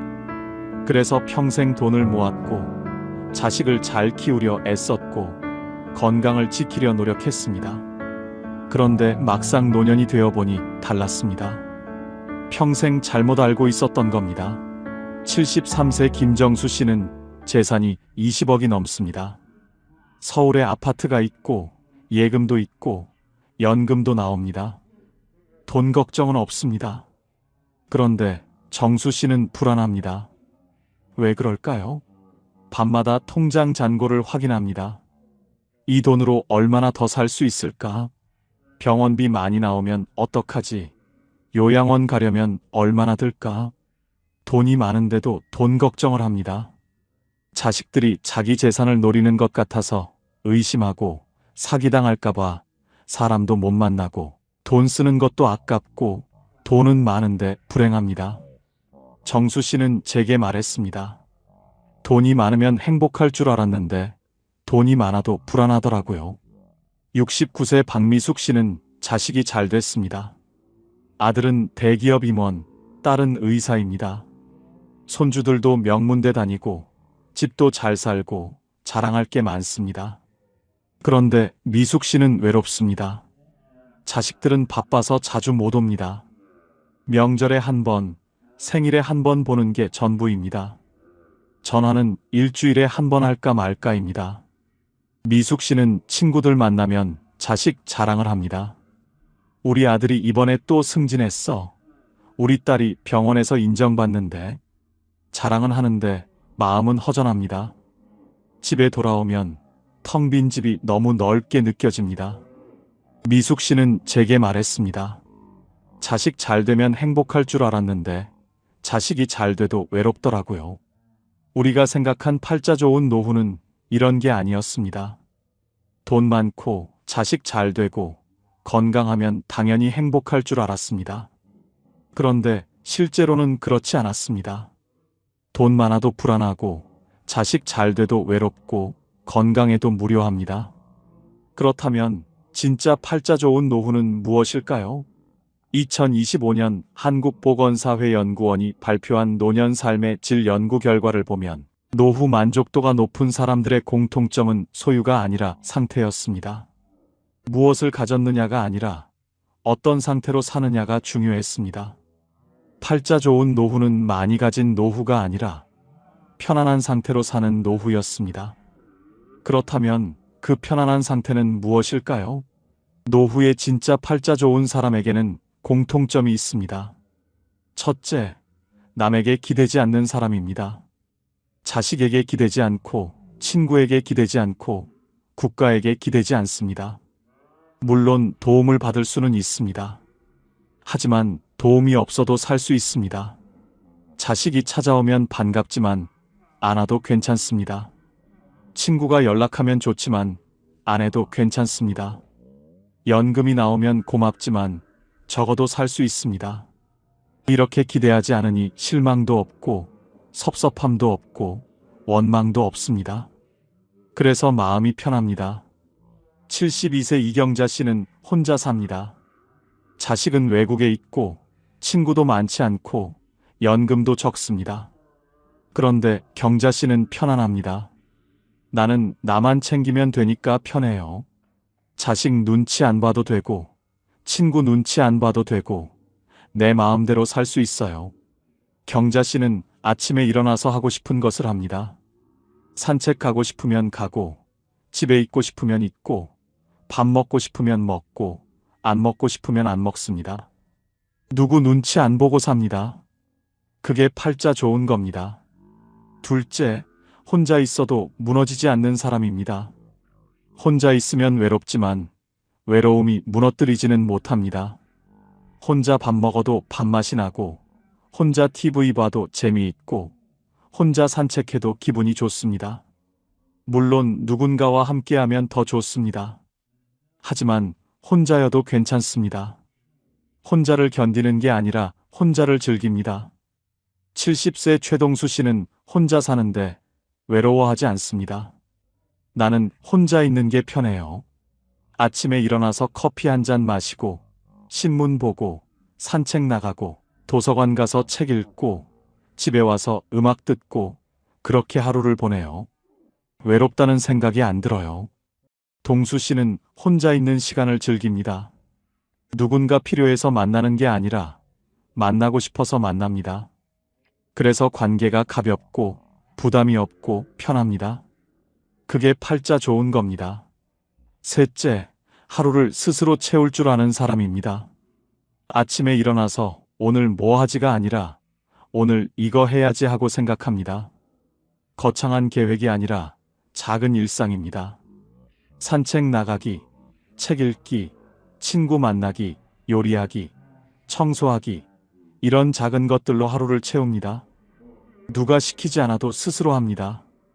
누가 함께하지 않아도 혼자 합니다. 그렇게 하루를 채우다 보면 하루가 금방 지나갑니다. 저녁이 되면 오늘도 잘 보냈네 하고 만족합니다. 68세 윤정혜 씨는 매일 아침 계획을 세웁니다. 오늘은 산책 가고, 도서관 가고, 점심은 김치찌개 끓여 먹고, 오후에는 드라마 보고, 저녁에는 친구한테 전화하고 이렇게 하루를 계획합니다. 거창하지 않습니다. 그냥 일상입니다. 그런데 이렇게 계획하고 실천하다 보면 하루가 의미 있어집니다. 정혜 씨는 저녁에 일기를 씁니다. 오늘 산책하면서 꽃 봤다. 도서관에서 좋은 책 읽었다. 친구랑 통화했다 이렇게 적습니다. 작은 것들이지만 적고 보면 하루가 알찹니다. 그게 팔자 좋은 겁니다. 조선시대 실학자 정약용 선생은 유배지에서 18년을 보냈습니다. 가족과 떨어져 혼자 지냈습니다. 외롭고 힘들었을 겁니다. 그런데 정약용 선생은 무너지지 않았습니다.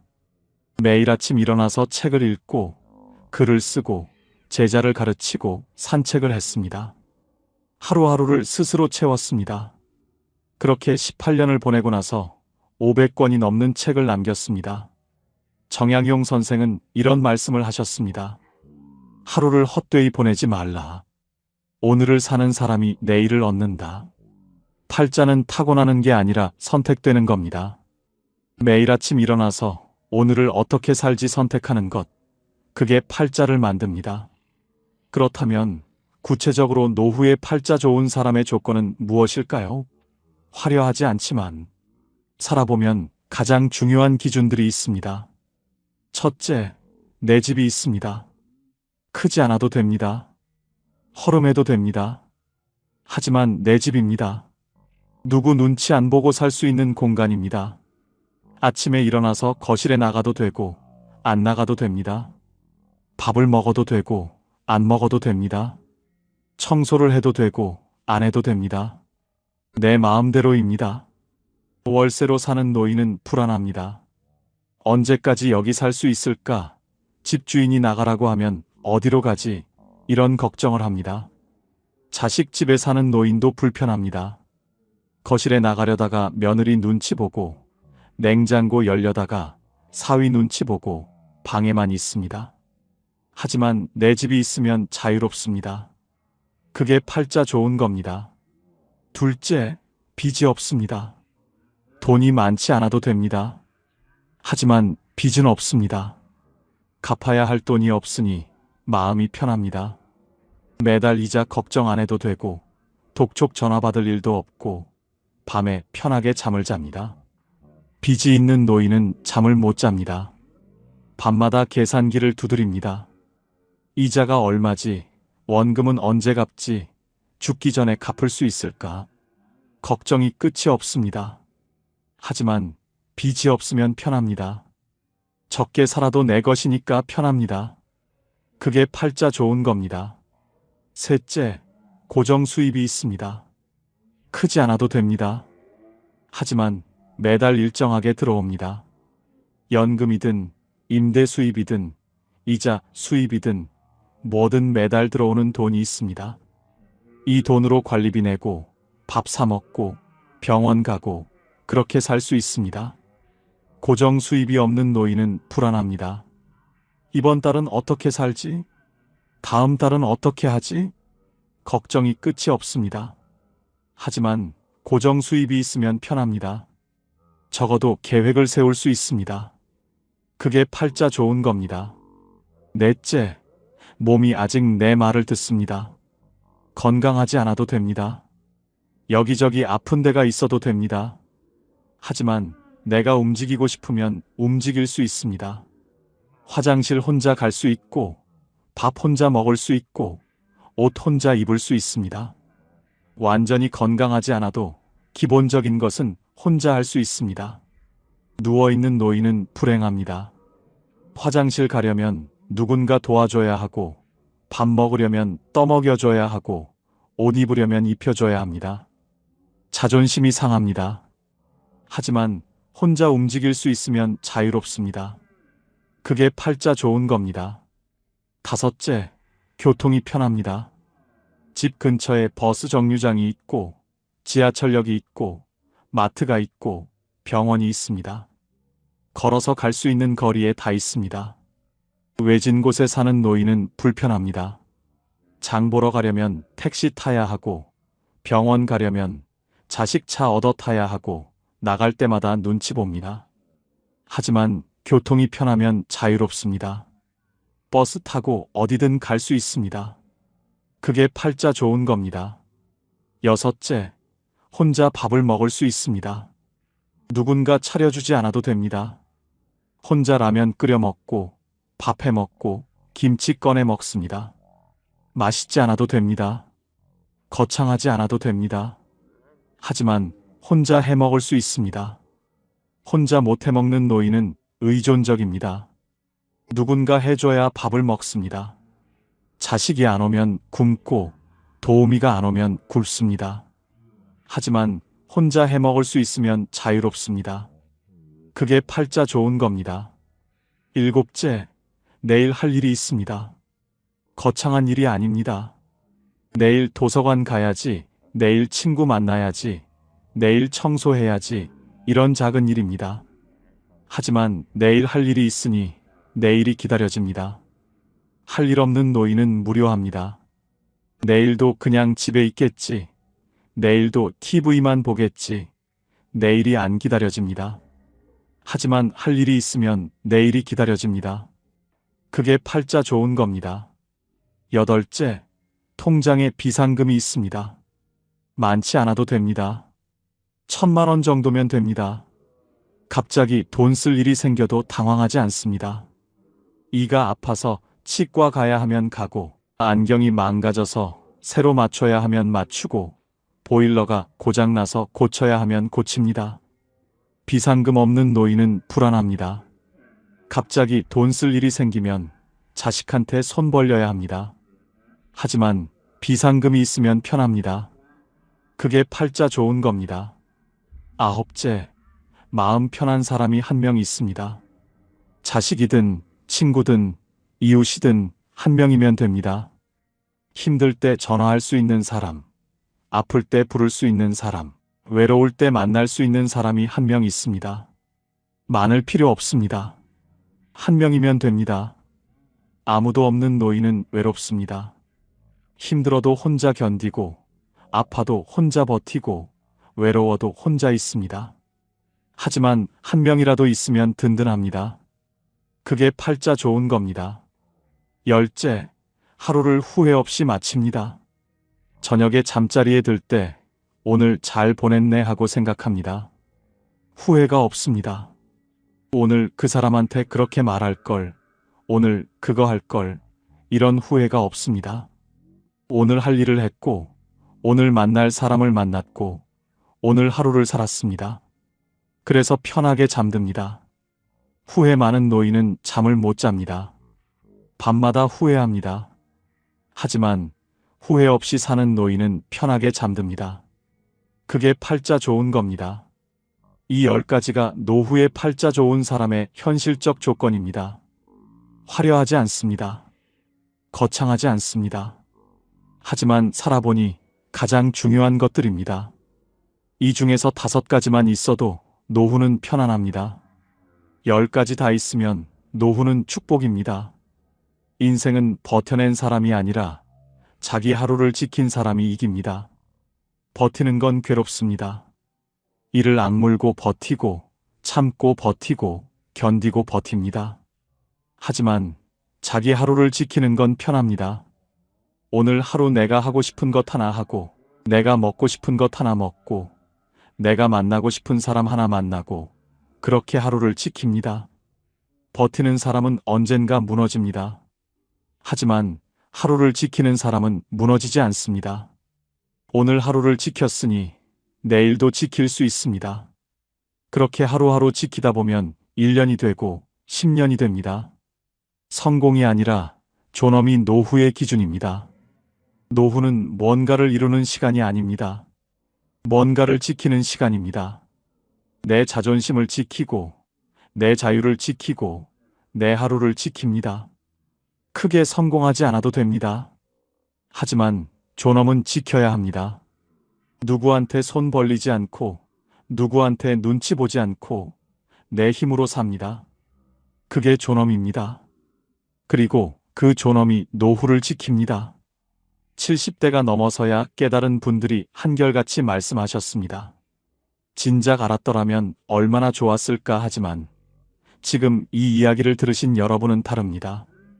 여러분은 그들보다 앞서 있습니다. 노후에 가장 팔자 좋은 사람은 대단한 사람이 아니라 오늘 하루를 스스로 책임질 수 있는 사람입니다. 아침에 눈 뜨고 밥 먹고 산책 나가고 사람 만나고 책 읽고 저녁에 편하게 잠드는 사람입니다. 거창하지 않습니다. 하지만 그게 팔자 좋은 삶입니다. 우리는 평생 주는 것만 배웠지 멈추는 것은 배우지 못했습니다. 하지만 이제는 압니다. 조금 덜 해주는 것도 사랑이라는 걸요.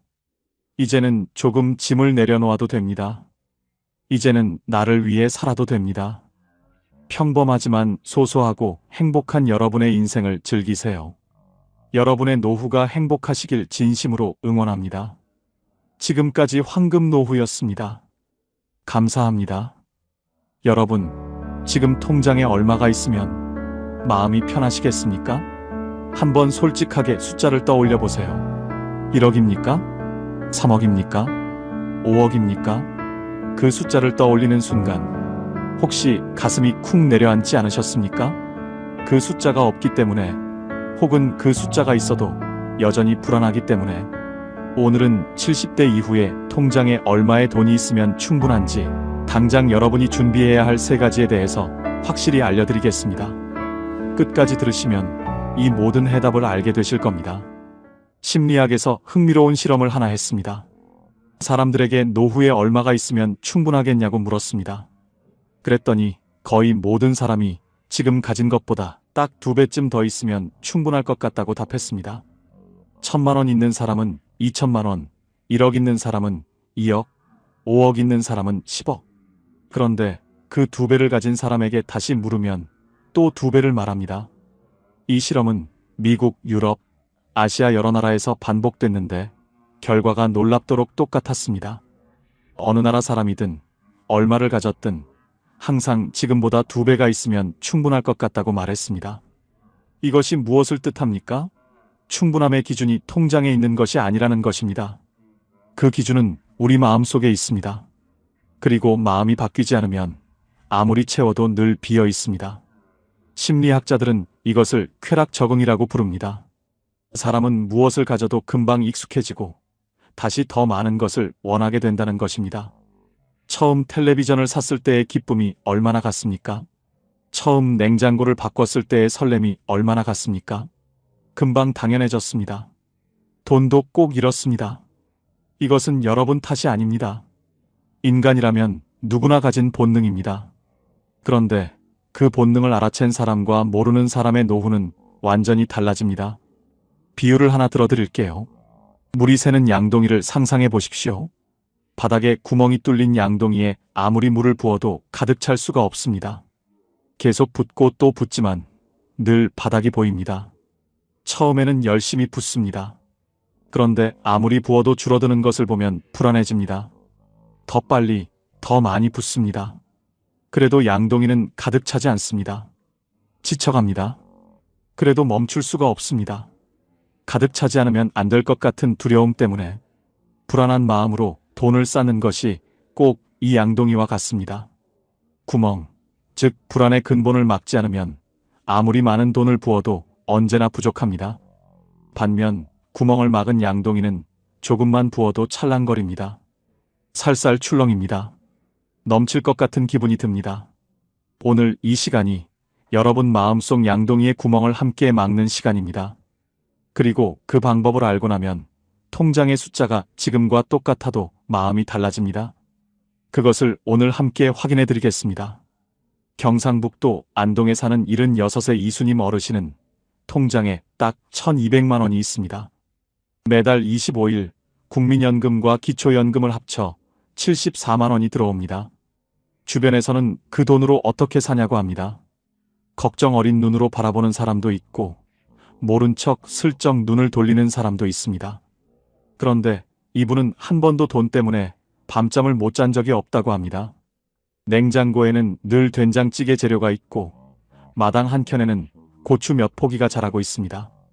아침마다 그 고추 잎에 맺힌 이슬을 보며 하루를 시작합니다. 이슬이 맺혔으면 어젯밤 공기가 맑았다는 뜻이라고요. 그것이 좋다고 합니다. 별것 아닌 것 같지만 그 아침 이슬 하나를 기쁨으로 받아들이는 마음. 그것이 이분의 양동이를 막고 있는 것입니다.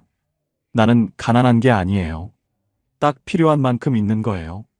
이분의 그 한마디가 오늘 이 대본을 쓰게 만들었습니다. 이분의 양동이에는 구멍이 없습니다. 그래서 조금만 있어도 찰랑입니다. 반면 서울 강남에 사는 72살의 박명숙 어르신은 아파트가 2채입니다. 자산이 수십억입니다. 그런데 이분은 매일 밤 잠을 못 잔다고 합니다. 부동산 시세가 떨어질까봐, 세입자가 나간다고 하면 어떡하나, 자식들이 재산 때문에 싸우면 어떡하나, 새벽 2시에 눈이 떠지면 스마트폰을 켭니다. 부동산 앱을 열고 숫자를 확인하고 또 확인합니다. 어제보다 떨어졌으면 가슴이 내려앉고 올랐으면 잠깐 안심이 됐다가 또 불안해집니다. 오를수록 더 떨어질까봐 겁이 나는 것입니다. 그러다 날이 밝습니다. 이분의 통장은 두둑하지만 이분의 마음은 늘 가난합니다. 이분의 양동이에는 구멍이 뚫려 있습니다. 아무리 채워도 늘 새어나갑니다. 두 분 중에 누가 더 잘 살고 있습니까? 누가 더 행복합니까? 답은 이미 여러분 마음속에 있습니다. 세상은 끊임없이 말합니다. 노후에는 최소 몇 억이 있어야 한다고. 그 숫자가 어느 순간 3억이 됐다가 5억이 됐다가 어떤 전문가는 열억도 부족하다고 합니다. 그런데 저는 오늘 그 숫자에 조용히 반론을 제기하고 싶습니다. 그 숫자는 누가 만든 것입니까? 불안을 파는 사람들이 만든 것입니다. 진짜 노후는 숫자로 살 수 없습니다. 진짜 노후는 태도로 삽니다. 그것을 오늘 함께 확인해 드리겠습니다. 먼저 현실적인 숫자부터 짚어드리겠습니다. 걱정을 먼저 덜어드리고 싶어서입니다. 2025년 기준으로 기초연금 단독가구 최대 수령액은 월 34만 2천 원입니다. 2025년 국민연금 전체 수급자의 월 평균 수령액은 약 67만 원입니다.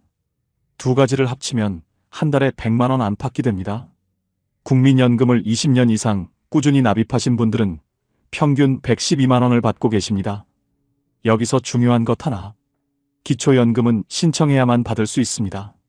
자동으로 들어오지 않습니다. 모르고 못 받으시는 분들이 아직도 많습니다. 아직 신청을 안 하셨거나 주변에 안 하신 분이 있다면 지금 당장 읍면동 주민센터나 국민연금공단 전화 1355로 문의해 보세요. 2026년부터는 단독가구 선정 기준액이 247만 원으로 더 올라갔습니다. 더 많은 어르신들이 받을 수 있게 된 것입니다. 이것은 여러분의 권리입니다.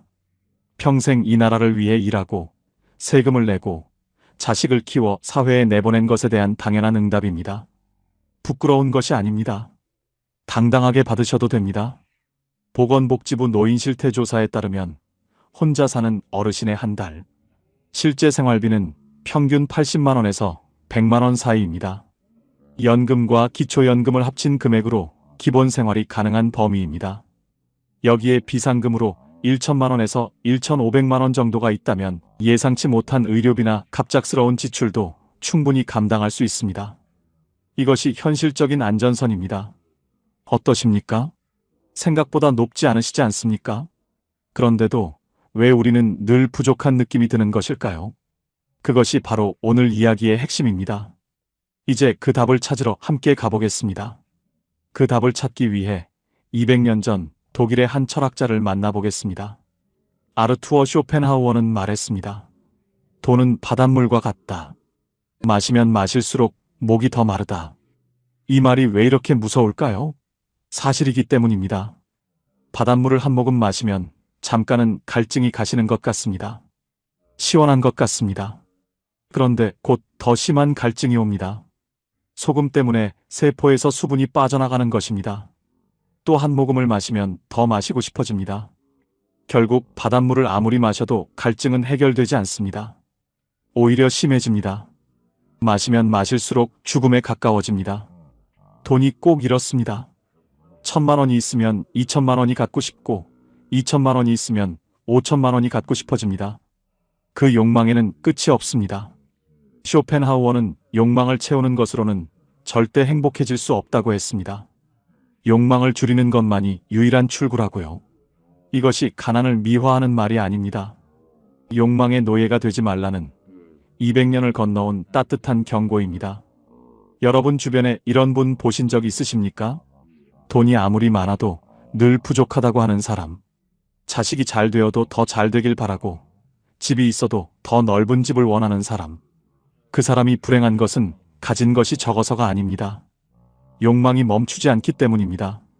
심리학에서는 이것을 이렇게 설명합니다. 우리 뇌는 무언가를 얻는 순간 그것에 금방 익숙해지도록 설계되어 있다고요. 이것을 기준점 이동이라고 부릅니다. 어제의 기쁨이 오늘의 당연함이 되고 오늘의 당연함이 내일의 불만이 됩니다. 그래서 더 갖는다고 더 행복해지지 않는 것입니다. 그 구조를 이해하는 순간 지금 가진 것이 다르게 보이기 시작합니다. 전라북도 전주에 사는 78배 김복래 어르신은 50대에 남편과 사별하고 혼자 두 아이를 키웠습니다. 식당 일, 청소 일 안 해본 것이 없습니다. 손이 거칠어지는 것도 허리가 굽어가는 것도 그냥 버텼습니다. 고생이라는 단어가 이분을 위해 만들어진 것 같았습니다. 그렇게 모은 돈이 전부 전세보증금으로 묶여 있습니다. 따로 노후 준비라고 할 만한 것이 없습니다. 그런데 이분이 요즘 가장 많이 하는 말이 있습니다. 지금이 내 인생에서 제일 편해요. 왜냐고 물었더니 이렇게 말씀하셨습니다. 이제 더 모아야 한다는 생각을 안 하거든요. 지금 있는 것으로 오늘을 사는 거니까요. 이분의 태도가 바뀐 것은 어느 날 밤 우연히 들은 라디오 한마디 때문이었다고 합니다. 충분함을 아는 자가 가장 부유하다. 그것이 로마의 철학자 세네카의 말이었다는 것은 나중에 알았다고 합니다. 그 말 한마디가 이분의 밤을 바꿨습니다. 그 전까지는 잠자리에 누우면 앞으로 어떻게 살지 걱정이 됐는데 그날 이후 잠자리에 누우면 오늘 하루를 잘 살았구나 하는 생각이 먼저 든다고 합니다. 똑같은 통장, 똑같은 방, 똑같은 하루인데 마음이 달라졌습니다. 그것이 세네카의 말 한마디가 한 일입니다. 세네카는 2000년 전 로마에서 이렇게 말했습니다. 가난한 것은 적게 가진 것이 아니다. 더 많이 원하는 것이다. 이 말이 가슴에 와닿지 않으십니까? 우리가 두려워하는 가난이 사실은 통장의 숫자가 아니라 채워지지 않는 욕망이었다는 것을 깨닫기 때문입니다. 세네카를 더 쉽게 이해하려면 이렇게 생각해 보세요.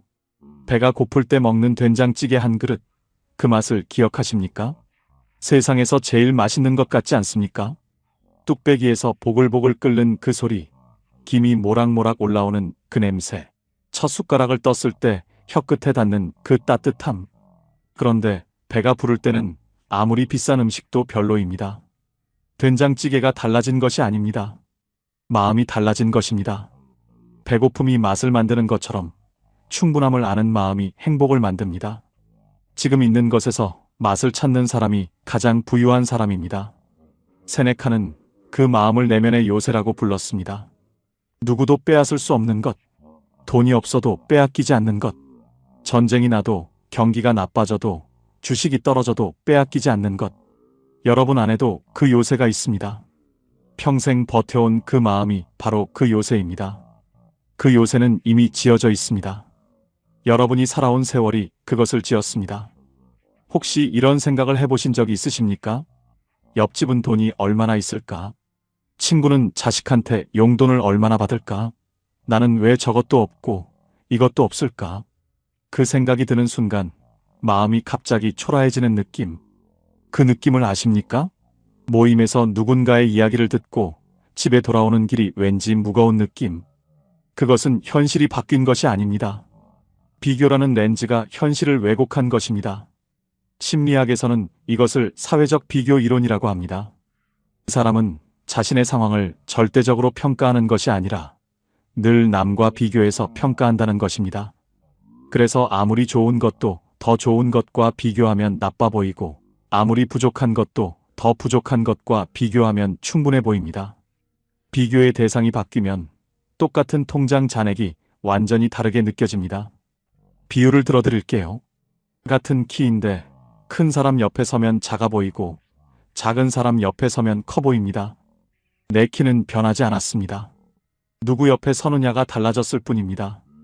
비교를 끊는다는 것은 이 옆 사람을 없애는 것이 아닙니다. 내 키를 내 기준으로 보는 것입니다. 세네카는 이것을 이렇게 말했습니다. 남을 보느라 자신을 잃지 마라. 내가 얼마를 가졌는가가 아니라 내가 오늘을 어떻게 살고 있는가. 그것이 진짜 질문입니다. 충청남도 공주에 사는 75세 윤정순 어르신은 요즘 매달 생활비를 스스로 계획합니다. 거창한 것이 아닙니다. 작은 공책에 손으로 씁니다. 이번 달에는 된장 담그는데 얼마, 손주 생일 선물에 얼마, 비상금으로 얼마. 그리고 달이 지나면 그 공책을 다시 들여다봅니다. 내가 이렇게 잘 살았구나를 확인하기 위해서라고 합니다. 이분이 처음 이 공책을 쓰기 시작한 것은 돈이 걱정돼서가 아니었습니다. 어느 날 통장을 보다가 이 돈이 어디로 갔는지 모르겠다는 느낌이 들었다고 합니다. 돈이 내 손을 지나갔는데 내가 쓴 것 같지 않은 느낌. 그 느낌이 싫어서 공책에 쓰기 시작했습니다. 그리고 석 달이 지나자 달라졌습니다. 쓸 때는 몰랐던 것들이 보였습니다. 내가 이달에 손주 얼굴을 보러 갔구나. 내가 이달에 오랜 친구한테 밥을 샀구나. 내가 이달에 꽃 한 다발을 샀구나. 그것들이 숫자가 아니라 기억으로 보이기 시작했습니다. 이분의 통장 잔액은 많지 않습니다. 그러나 이분의 공책에는 매달 작은 흑자가 납니다. 돈이 남아서가 아닙니다. 쓴 것에 후회가 없기 때문입니다. 내가 선택한 것에 대해 당당한 것, 그것이 진짜 풍요입니다. 혹시 지금 통장 잔액을 볼 때마다 마음이 무거우십니까? 그 무거움이 숫자 때문입니까? 아니면 그 숫자를 바라보는 내 마음 때문입니까? 그 두 가지를 구별하는 것에서 노후의 평화가 시작됩니다. 이제 세 번째 철학자를 만날 시간입니다. 고대 그리스의 에픽테토스입니다. 이분은 노예 출신의 철학자였습니다. 아무것도 가진 것이 없었습니다. 자유조차 없었습니다. 주인이 원하면 어디든 가야 하고 주인이 원하면 무엇이든 해야 했습니다. 그런데 그 상황에서 그는 이렇게 말했습니다. 내가 통제할 수 없는 것에 마음을 쓰지 마라. 내가 통제할 수 있는 것에만 집중하라. 노예가 통제할 수 없는 것은 너무나 많았습니다. 어디서 살지, 무엇을 먹을지, 내일 어떻게 될지. 그런데 그가 통제할 수 있는 것이 있었습니다. 지금 이 순간 어떤 마음을 가질지, 어떤 생각을 할지, 어떤 태도로 살지. 그것만큼은 누구도 빼앗을 수 없었습니다. 이것을 쉽게 이해하려면 이렇게 생각해 보세요. 텃밭에 씨앗을 심었습니다. 비가 올지 안 올지, 바람이 불지 안 불지, 그것은 내가 어떻게 할 수 없습니다. 그런데 씨앗에 물을 줄지 말지, 잡초를 뽑을지 말지, 그것은 내가 결정할 수 있습니다. 내가 통제할 수 없는 날씨를 걱정하느라 밤잠을 설치는 대신 내가 통제할 수 있는 물주기에 집중하는 것. 그것이 에픽테토스가 말한 지혜입니다. 노후의 돈 걱정에도 그대로 적용됩니다. 노후에 돈이 얼마 있느냐는 이미 지나간 일의 결과입니다. 지금 내가 어떻게 할 수 없는 부분이 많습니다. 그러나 지금 이 돈으로 어떻게 살 것인가, 어떤 태도로 하루를 보낼 것인가, 그것은 지금 당장 내가 선택할 수 있습니다. 그 선택이 남은 노후 전체를 바꿉니다. 에픽테토스는 노예였지만 그의 마음은 어느 황제보다 자유로웠습니다. 여러분도 그럴 수 있습니다. 그런데 여기서 현실적인 아픔을 하나 짚어야 합니다. 자식한테 손 벌리기 싫다는 마음입니다. 그 마음이 왜 생기는지 저는 잘 압니다. 평생 주는 사람으로 살았는데 받는 사람이 되는 것이 낯설고 부끄럽습니다.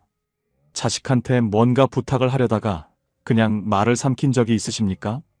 복지관에서 무언가를 받으려다가 창피한 것 같아서 발길을 돌린 적이 있으십니까?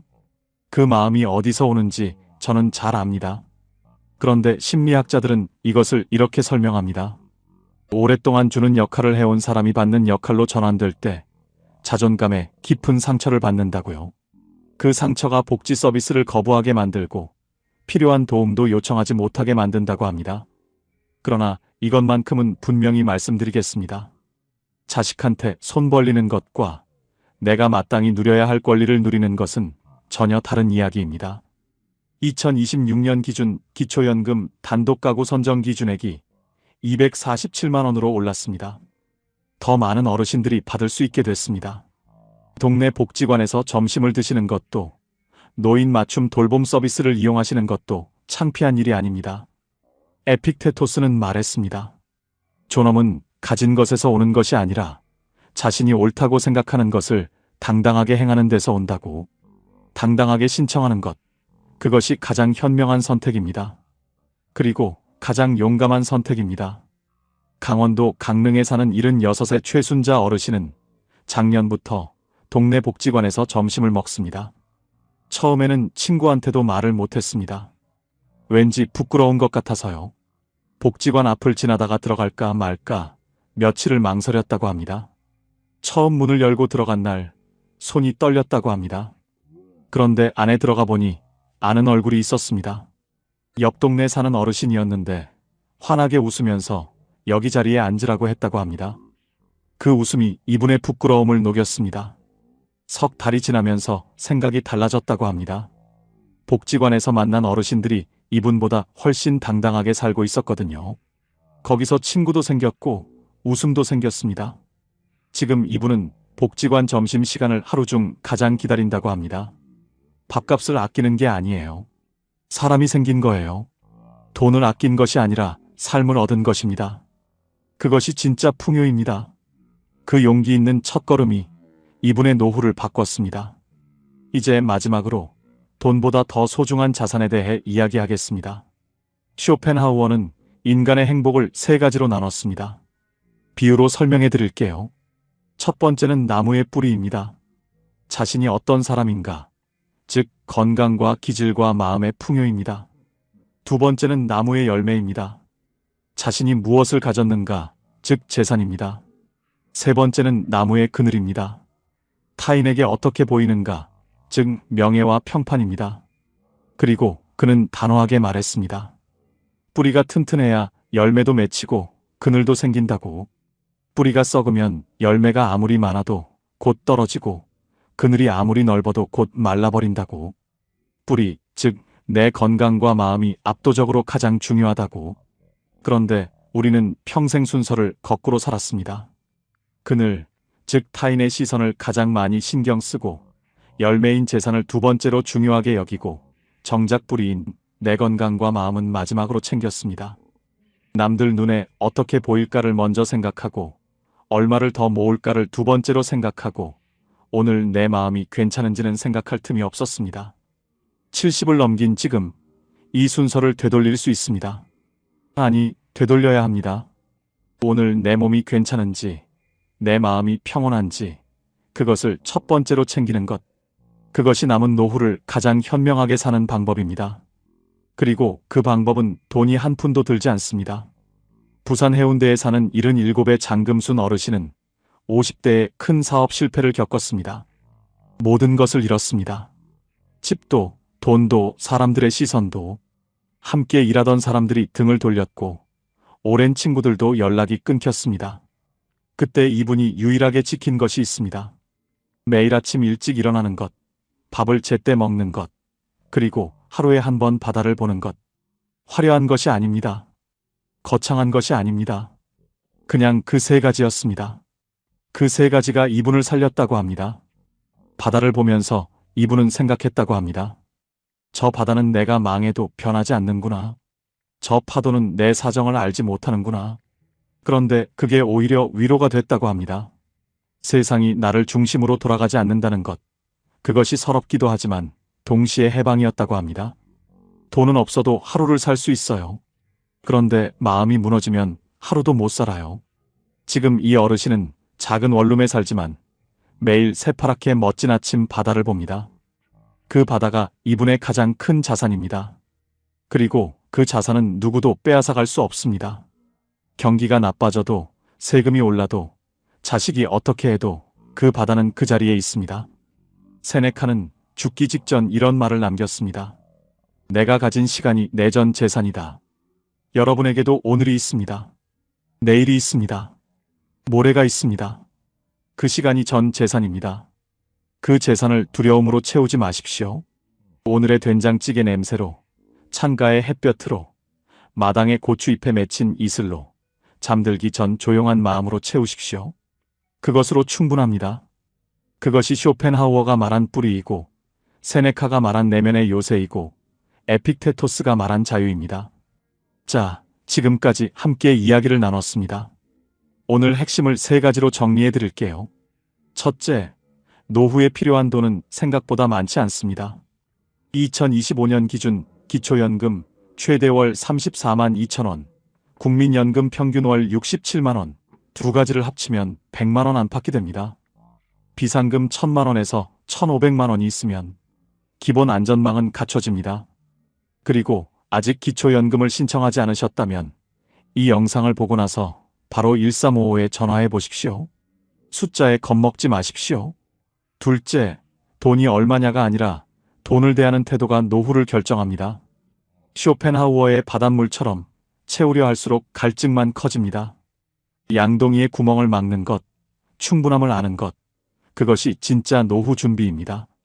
셋째, 돈보다 더 소중한 자산은 내 몸의 건강, 내 마음의 평온, 그리고 오늘 하루를 내가 선택하는 힘입니다. 그것은 통장에 없습니다. 지금 이 순간 내 안에 있습니다. 뿌리가 튼튼한 나무는 어떤 바람에도 쓰러지지 않습니다. 여러분 안의 뿌리를 먼저 돌봐주십시오. 이번 주 안에 딱 1가지만 해보십시오. 지금 내가 가진 것을 종이에 써보는 것입니다. 통장 잔액이 아니어도 됩니다. 오늘 먹은 따뜻한 밥, 오늘 들어온 햇볕, 오늘 전화할 수 있는 사람 1명, 오늘 아침 창밖에서 들린 새소리, 그것을 써놓고 가만히 읽어보십시오. 그것이 여러분의 진짜 자산 목록입니다. 그리고 그 목록을 보면서 이렇게 말해보십시오. 나는 이미 충분히 가졌다. 나는 이미 충분히 살아왔다. 그 말 한마디가 세상 어떤 재테크보다 강력한 노후 준비입니다. 그 말을 한 사람의 마음속 양동이에 오늘부터 구멍이 막힙니다. 이 영상을 끝까지 보고 계신 여러분께 조용히 여쭤보고 싶습니다. 오늘 이 시간 동안 마음속에서 무언가가 조금 움직이셨습니까? 어쩌면 오래 꽉 쥐고 있던 것을 살짝 내려놓는 느낌이 드셨을 수도 있고, 아니면 이미 알고 있었지만 누군가 말해주기를 기다리던 것을 오늘 확인하셨을 수도 있습니다. 어느 쪽이든 괜찮습니다. 그 느낌 자체가 이미 시작입니다.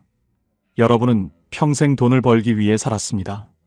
아침 일찍 일어나 가족 밥을 챙겼고, 허리가 아파도 일했고, 내 것을 쓰는 것이 낭비인 것 같아서 항상 마지막 순서에 자신을 두었습니다. 그렇게 살아온 세월이 여러분의 몸에, 손에, 눈가에 주름에 새겨져 있습니다. 그 새김 하나하나가 얼마나 소중한 것인지 어쩌면 정작 여러분 자신은 모르고 계실 수 있습니다. 그런데 오늘 쇼펜하우어가 말했습니다. 뿌리가 가장 중요하다고. 세네카가 말했습니다. 충분함을 아는 자가 가장 부유하다고. 에픽테토스가 말했습니다. 내가 선택할 수 있는 것에 집중하라고. 세 사람이 각자 다른 시대, 다른 나라에서 살았지만 결국 같은 말을 하고 있습니다. 진짜 부유함은 통장 안에 없다고. 그것은 지금 이 순간 내가 나를 어떻게 대하느냐에 달려 있습니다. 통장 잔액이 얼마이든 오늘 아침 창가에 햇볕이 들었다면 그것으로 충분합니다. 따뜻한 된장찌개 한 그릇을 먹을 수 있다면 그것으로도 충분합니다. 이 영상을 끝까지 들을 수 있는 귀가 있다면 그것으로 충분합니다. 그 충분함을 아는 것, 그것이 쇼펜하우어가 말한 뿌리이고, 세네카가 말한 내면의 요새이고, 에픽테토스가 말한 진짜 자유입니다. 그 자유는 이미 여러분 안에 있습니다. 오늘 이 순간부터 꺼내 쓰시면 됩니다. 댓글로 여러분의 이야기를 들려주세요. 오늘 이 영상을 보면서 마음속에서 가장 크게 울림이 온 말이 무엇이었는지, 혹은 지금 이 순간 내 통장이 아닌 내 삶에서 가장 소중한 것이 무엇인지 한 줄로 나눠주세요. 여러분의 소중한 댓글 한 줄이 지금 혼자 돈 걱정에 잠 못 이루는 누군가의 밤을 따뜻하게 밝혀줄 것입니다. 오늘도 끝까지 함께 해주셔서 진심으로 감사드립니다. 황금노후는 여러분의 행복한 노년을 위해 평생 응원하겠습니다. 지금까지 황금노후였습니다.